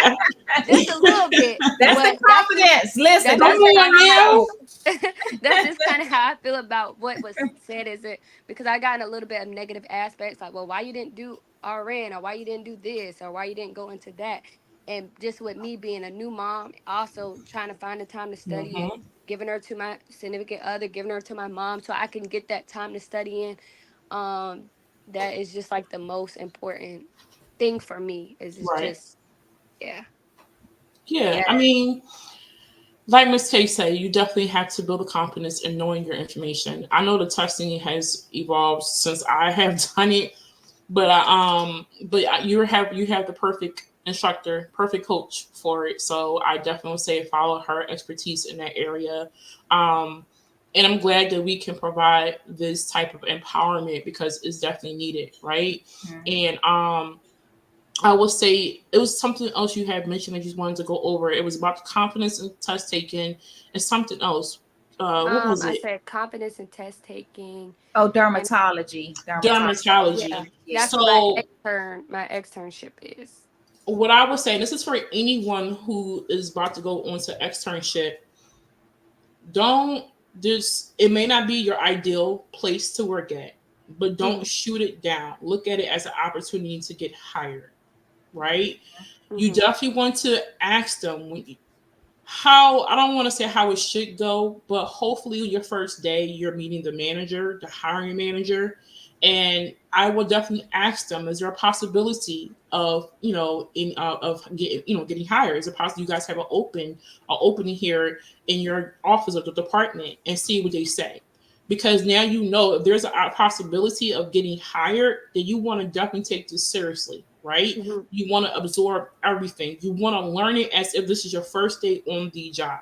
And some dermatologist offices does have a lab, and some don't. Some do refer them Okay. to go to outpay like a LabCorp or Quest somewhere to get their blood drawn or to the hospital, and some do it in house. We did it in house because we were a multi facility. So the MA who worked in dermatology was the same MA who did the procedures and the blood draw.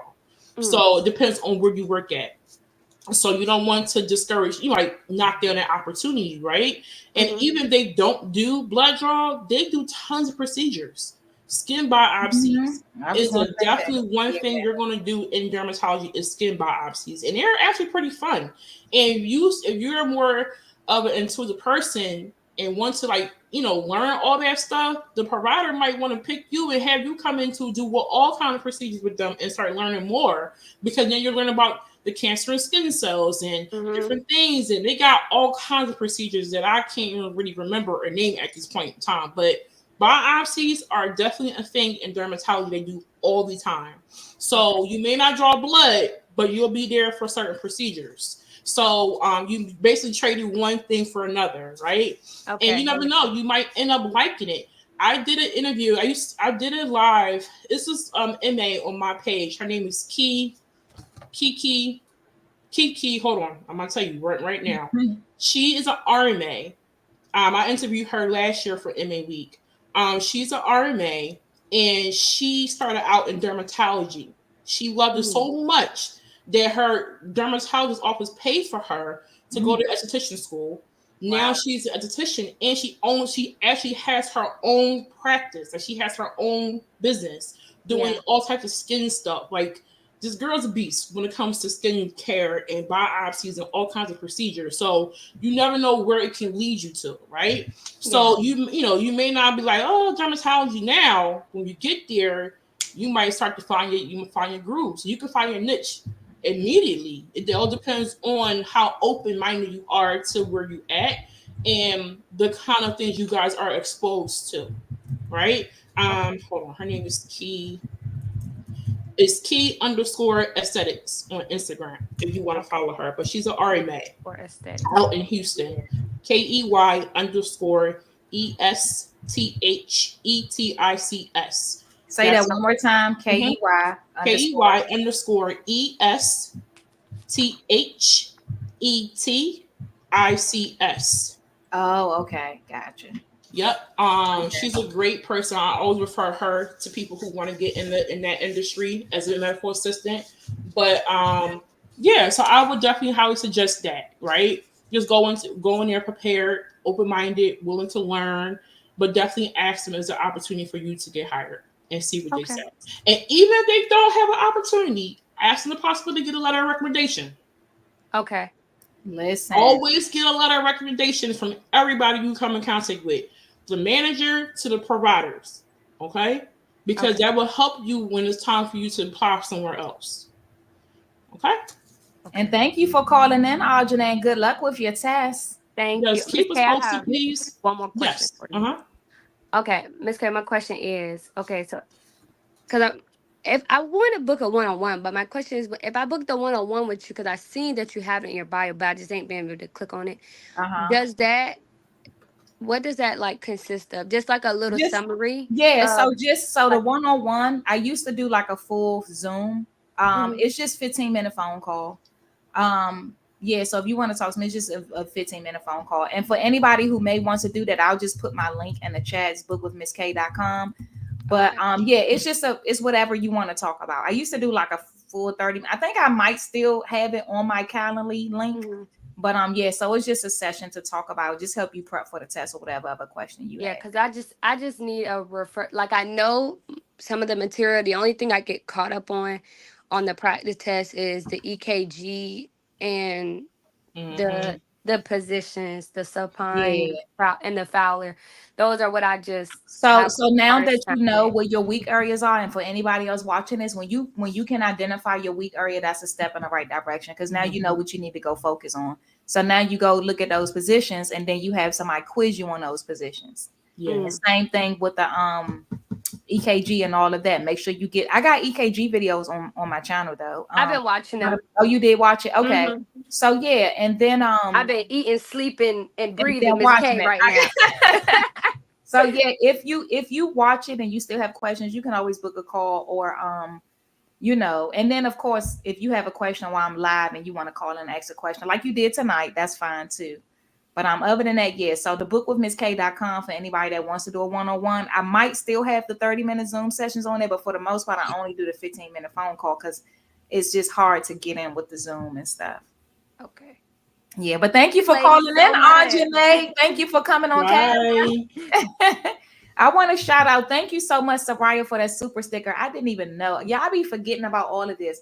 If anybody would like to send a super sticker on YouTube or a star on Facebook, go ahead and do that. Thank you. I appreciate you so kindly. I forget about this. I don't ask for this stuff because I be forgetting all about it. That's right. Also, guys, we're going to get ready to do this raffle.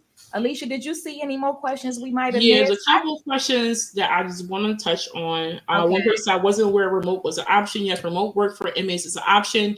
However, this is the key thing for jobs. It's not always going to say medical assistant. It may say patient. It might say care coordinator. It may say MA navigator. It may say care management. It may even say MA/LPN. So there's different job titles for MA remote work that you guys are going to look for. The other comment was a great resource for remote job sites, Indeed.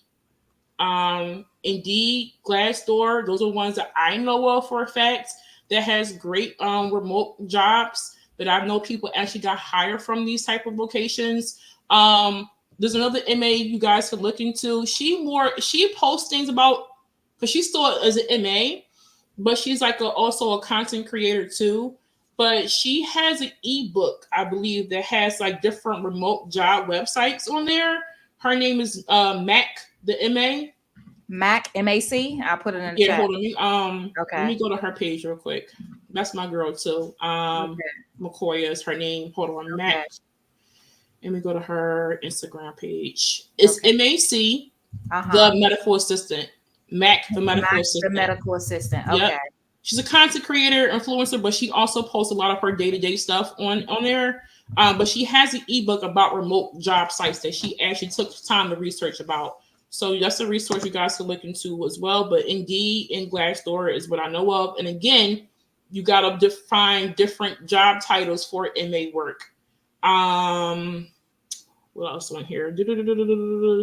Oh, somebody asked about the difference between the soft and hard skills. So when we say soft skills, those are those transferable skills that you can go from job to job. So soft skills are like having that, being professional, right? Having customer service, good customer service skills that go from one place to another. Your hard skills are things that you have to be trained in. So like medical assistant, your vitals, your injections, EKG, phlebotomy, those are considered hard skills. You have to be trained in that and it's specific to the job. Whereas again, soft skills are transferable. Those are skills you use on every job, on any job. So guys, if you were not able, you have to click on the 3 dots when you go to the Google Doc sheet and then add your name. I'm about to go ahead and do this giveaway. And guys, do me a favor. If this video has been helpful, if y'all been enjoying it, do me a favor and like the video. Okay, please like the video. If you're on Facebook, you can like it, love it. YouTube, like it. Annie says, does the MA have Facebook or Instagram? Yeah, she's at the MA. Are you at the MA Expert on everything? Facebook is the MA Expert. So is TikTok. Instagram is I am the MA Expert. Because I had 2 pages on Instagram because I got hacked last year. So okay. My original page is going to come up. My first page may say my whole name. And then the current page is going to say I am the MA Expert. Instagram, sorry. I am. And you know what? That's part of the reason why I got you mixed up, because when Shay messaged me too about starting a new page and you had a new page, like y'all literally, I got y'all mixed up so bad. Listen, I was heartbroken when my page got hacked. I'm sure. Heartbroken. I was locked out of my Facebook page, Instagram page. I gotta start all over. Oh my gosh. And I also Annie, her website and everything is in the bio. So I put, matter of fact, I linked all of them in the bio. All of her socials are linked in the description of the video, guys, as well as in the chat too. Did Dreamy come up? Did we talk to Dreamy? That was Dream MA. We talked to Dream MA. Then we got Dreamy 2020. Then we got Dream MA. Oh, so who's Dreamy 2020? Did we talk to her on the call or no? No, that was Dream. Okay, because she got me cracking up with her comments. So I'm laughing. Listen, I'm glad you're keeping up with the comments. She got me over here cracking up. So listen, pay your phone bill because she need to talk to you daily. I know that's right. Tori says I would definitely check them out. Dreamy 2020. They say, is that I don't if it's she or I think it's a she. I see a lady dancing, followed you on everything. Okay, guys, we're going to get ready to do this raffle. Listen, Bree is Dreamy 2020. Okay. Oh, that's Bree. Oh, okay. So I'm going over to the sheet right now, guys, and I'm about to copy and paste the names in. All right. Now we're giving away a few things tonight. We're going to give away a t-shirt, one of my t-shirts. We're going to give away you said the resume session, the revamp session. Okay. So I will give them a choice between if they want to do the resume revision or they want to just get the chat GPT video. So perfect. So it's up to them. Okay. Perfect. Okay, let me copy these names from the thing. Okay, copy, and then let me paste them, and I'm gonna share my screen so you guys can see the wheel. Alrighty.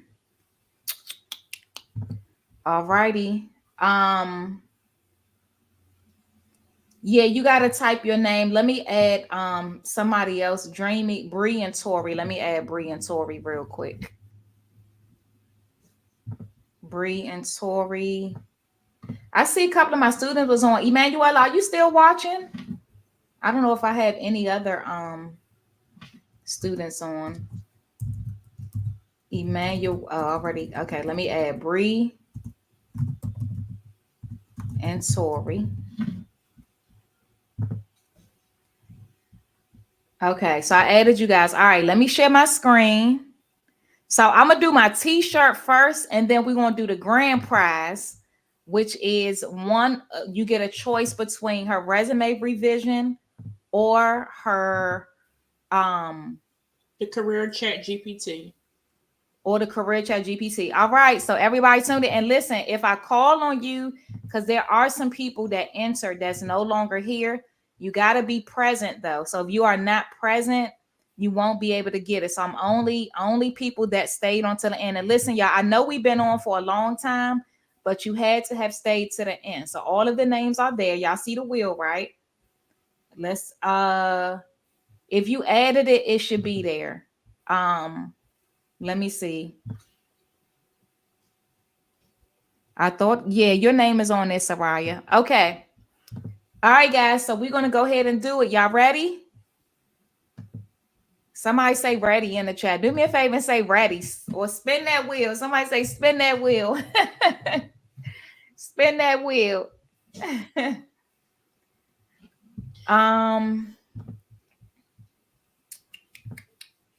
Let me see. Yep. Okay. Y'all ready? Okay, I see readies. And yeah, Aisha, you're on there. Okay, guys. So this first one is going to be for my t-shirt, for one of my t-shirts. And let me just show you guys. Oh, matter of fact, let me show y'all. All right, let me do the spin first, then I'll show y'all the t-shirts. Okay, so if the person is not present, if they don't come on and comment, I'm gonna have to go to the next person. Okay, so let's go ahead. Y'all can see my screen. We're gonna go ahead and click and see who the winner is.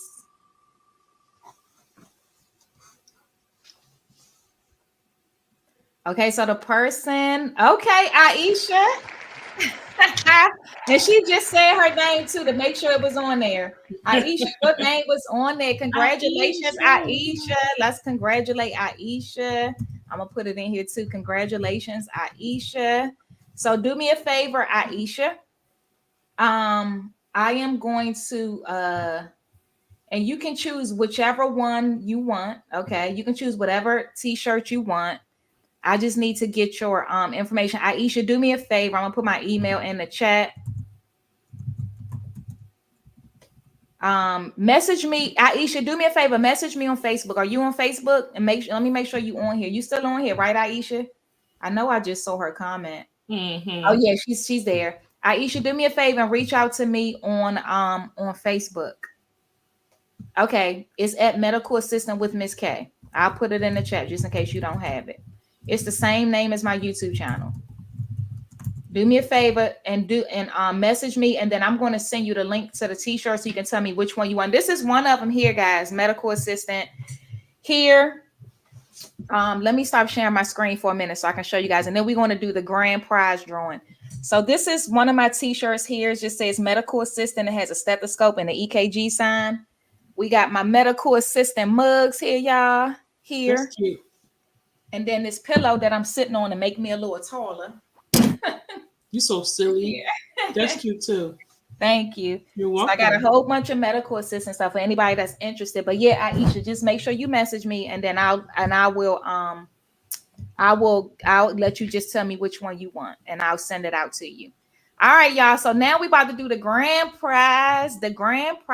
And don't worry, y'all. If you don't win tonight, I'm doing a giveaway tomorrow night, and then Wednesday night, as well as Thursday and Friday night. So don't worry, you have plenty of opportunities. Yep. And then I'll make sure you have some we'll talk. I'll make sure you have some stuff too for the rest of the week. Okay. All right. So we got Aisha for the first winner. Now, y'all ready for the next winner? This next winner is going to get the option of choosing whether they want the resume revamp or why do I keep forgetting? The Career Chat GPT. You so silly. The Career Chat GPT. Okay, y'all ready? We're going to go ahead and spin that wheel. Let's see. Is it going to let me do it again? There we go.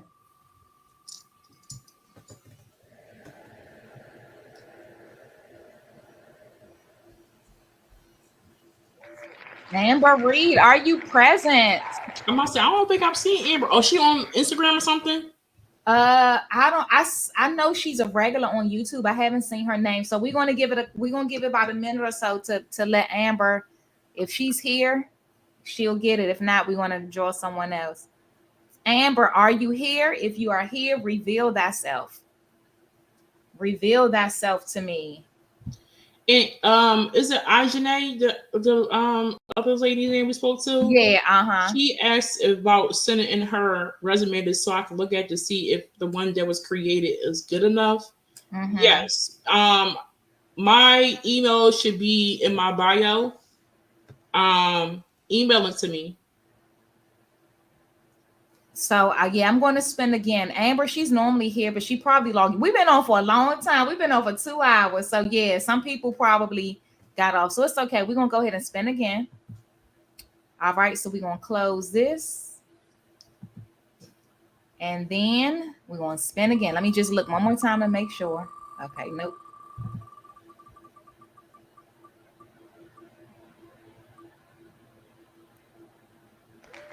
Okay, Tanya. It's Tanya here. Tanya's one of my regulars too. Tanya, reveal thyself if you are here. Tanya. Her name is familiar too. She's in my MA refresher course. Okay. Tanya, are you here? Reveal thyself. We're gonna give you a few seconds. Reveal thyself, Tanya. Janae, if you're still here, just send me a message on Facebook or Instagram about the resume so we can talk about how you can send it to me so I can look at it for you. Okay, I think Tanya probably, okay. Let's see, Tanya, reveal thyself if you're still here. Give it a few more seconds. If not, we're going to spin the wheel again. Somebody says spin again. Spin again.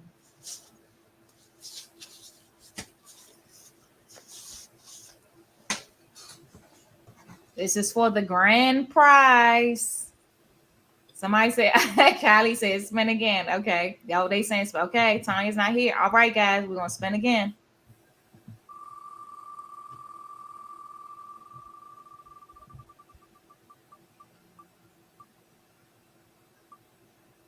Taisha. We're going to try this again. Taisha, are you here? Reveal thyself if you are here, Taisha. Yo, this is hilarious. I know, right? I can't tell because I can't see Instagram, so I don't know if people are still on Instagram or not. Oh no, I ended Instagram because okay. it was like 1 or 2 people on there, and then gotcha. it was like nobody else, so I just ended it.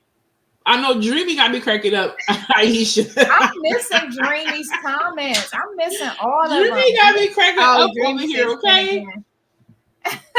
Spin again. Listen, okay, we about to spin again. Taisha not here. You know what's so funny though, Alicia? A lot of these people are like my regulars. Amber's always on here. Tanya's always, Taisha's always on here. But this the Anna one too. night. I've seen Anna is like in every Facebook group on you said Amber? Anna. Clayton. Anna Clayton. Yeah, she's one of my moderators. Like, she is like on every group. I see her name, but I've seen her talked to her over the years, but I haven't talked to her in a long time. And I'm glad to see she's still around. Yeah, and she posts a lot of inspirational messages. And she stuff. Does. Yeah, she does. Yeah. I just made her the moderator in the YouTube chat. I didn't even ask. I just saw her did you? Just made her moderator. That's good. She deserves it. She's always present. She's already a moderator in my Facebook group. So when I saw her on here, I was like, let me just make her a moderator here too. All right, we want to go ahead and keep it moving. Okay. Taisha's not here. They missing out on a grand prize. Gotta be present. I know we was on a long time, but you gotta be present. Jaleesa. All right, is Jaleesa here? Tori says spin again. Is Jaleesa here? Jamie said, I'm closer to the finish line. Yo. Moving on that. Is Jaleesa here? Dreamy says, spin again. Listen, I guess they had to get off. We have been on here for a long time, y'all. We did, but we never said what time it was going to end, though. I know. Normally, listen, I always say 30 minutes, and then we always end up on an hour. But 30 minutes? We set a record tonight. Listen, that's because it's been so long. It's been a long time. They said she gone. Jamie said she gone. Okay, we about to do it again. All right, y'all. Let's see.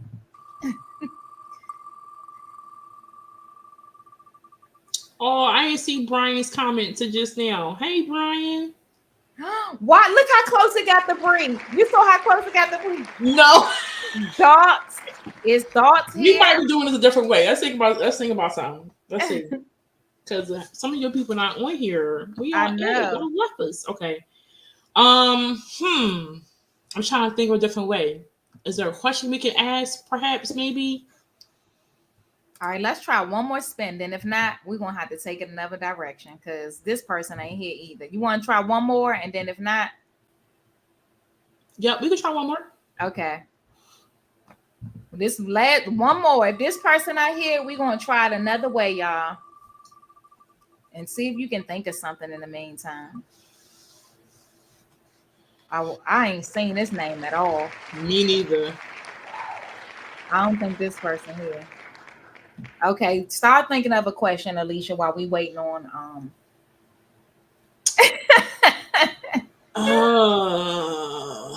Goodness gracious. Okay, I have a question. I honestly said I'm waiting for the live to end before going to sleep. Oh, okay. We about to wrap it up. Oh, they said one more. All right, so I have a question because it seems like majority of people who still on here has been on here since the beginning. So, should we ask a question based upon things we talked about tonight? Is what I'm thinking. Mm-hmm. Yes. And the question that I'm thinking is, what are three? I'm not say three. At least give me one. What is one way that I've mentioned that you guys can market yourselves in terms of job interviews? So the first comment. So what is it? So the first comment. Mm-hmm. Just give me one way. You had 34 entries. Yeah, it's 24. It's 24 watching. There's a few people on Facebook too. 34 entries, but only 20 watching. 25 now. Well, 23 now. Somebody just left.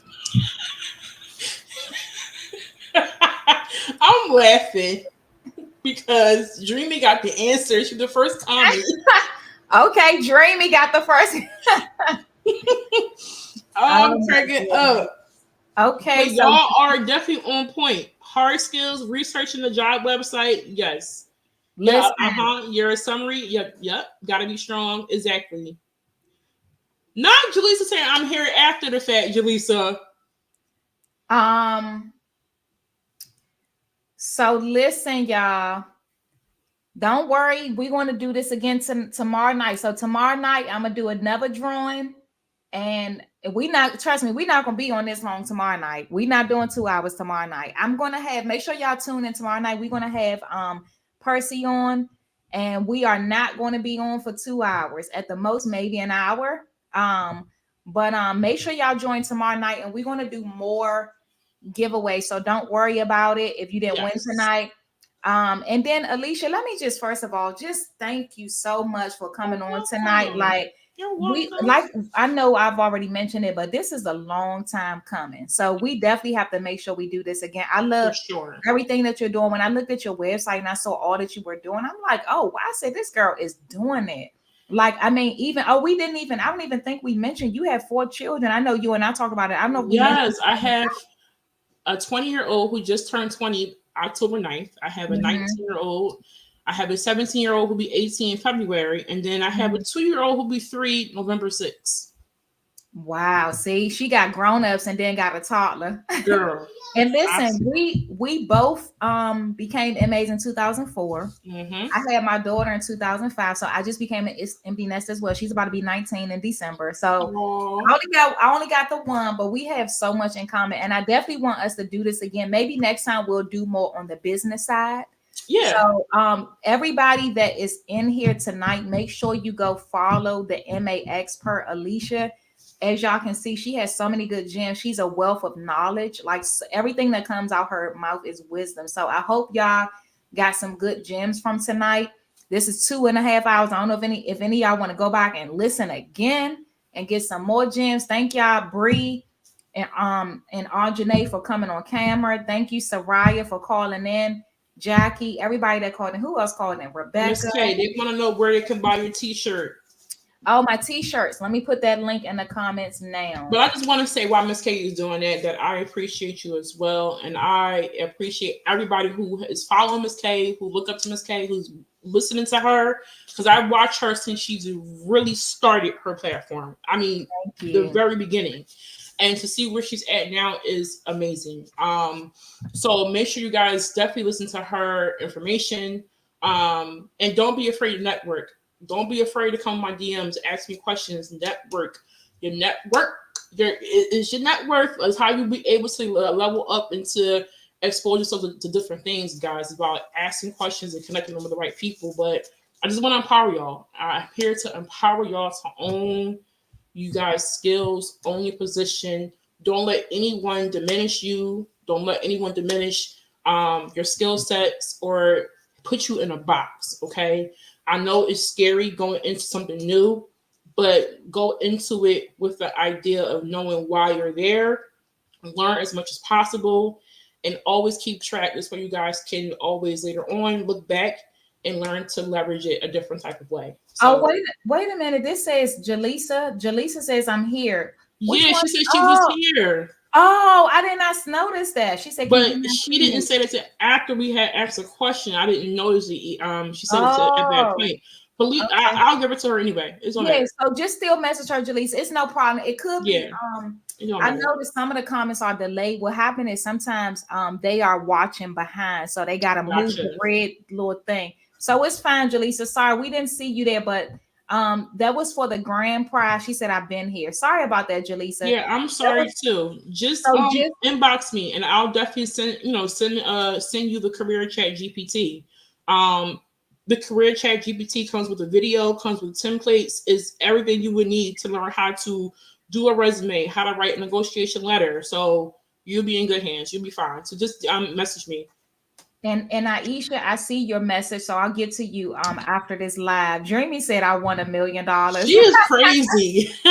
listen, the wisdom that she has can lead you to $1 million. So you better speak it.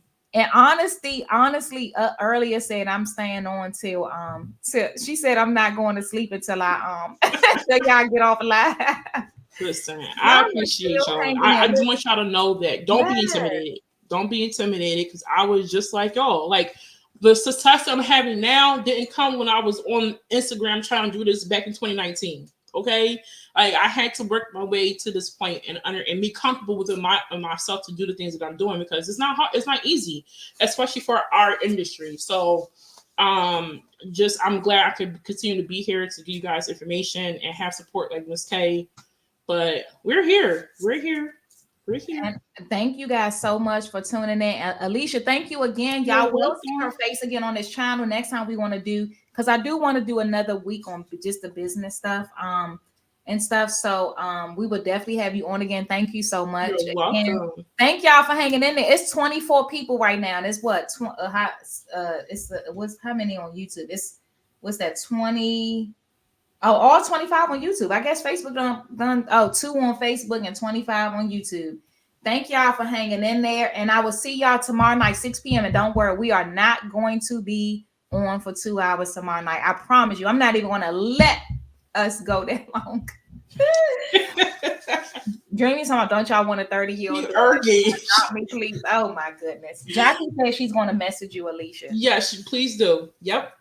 So guys, I put the link in the chat for my t-shirts and stuff and my stethoscope necklace. Is simply shop with mizzk.com.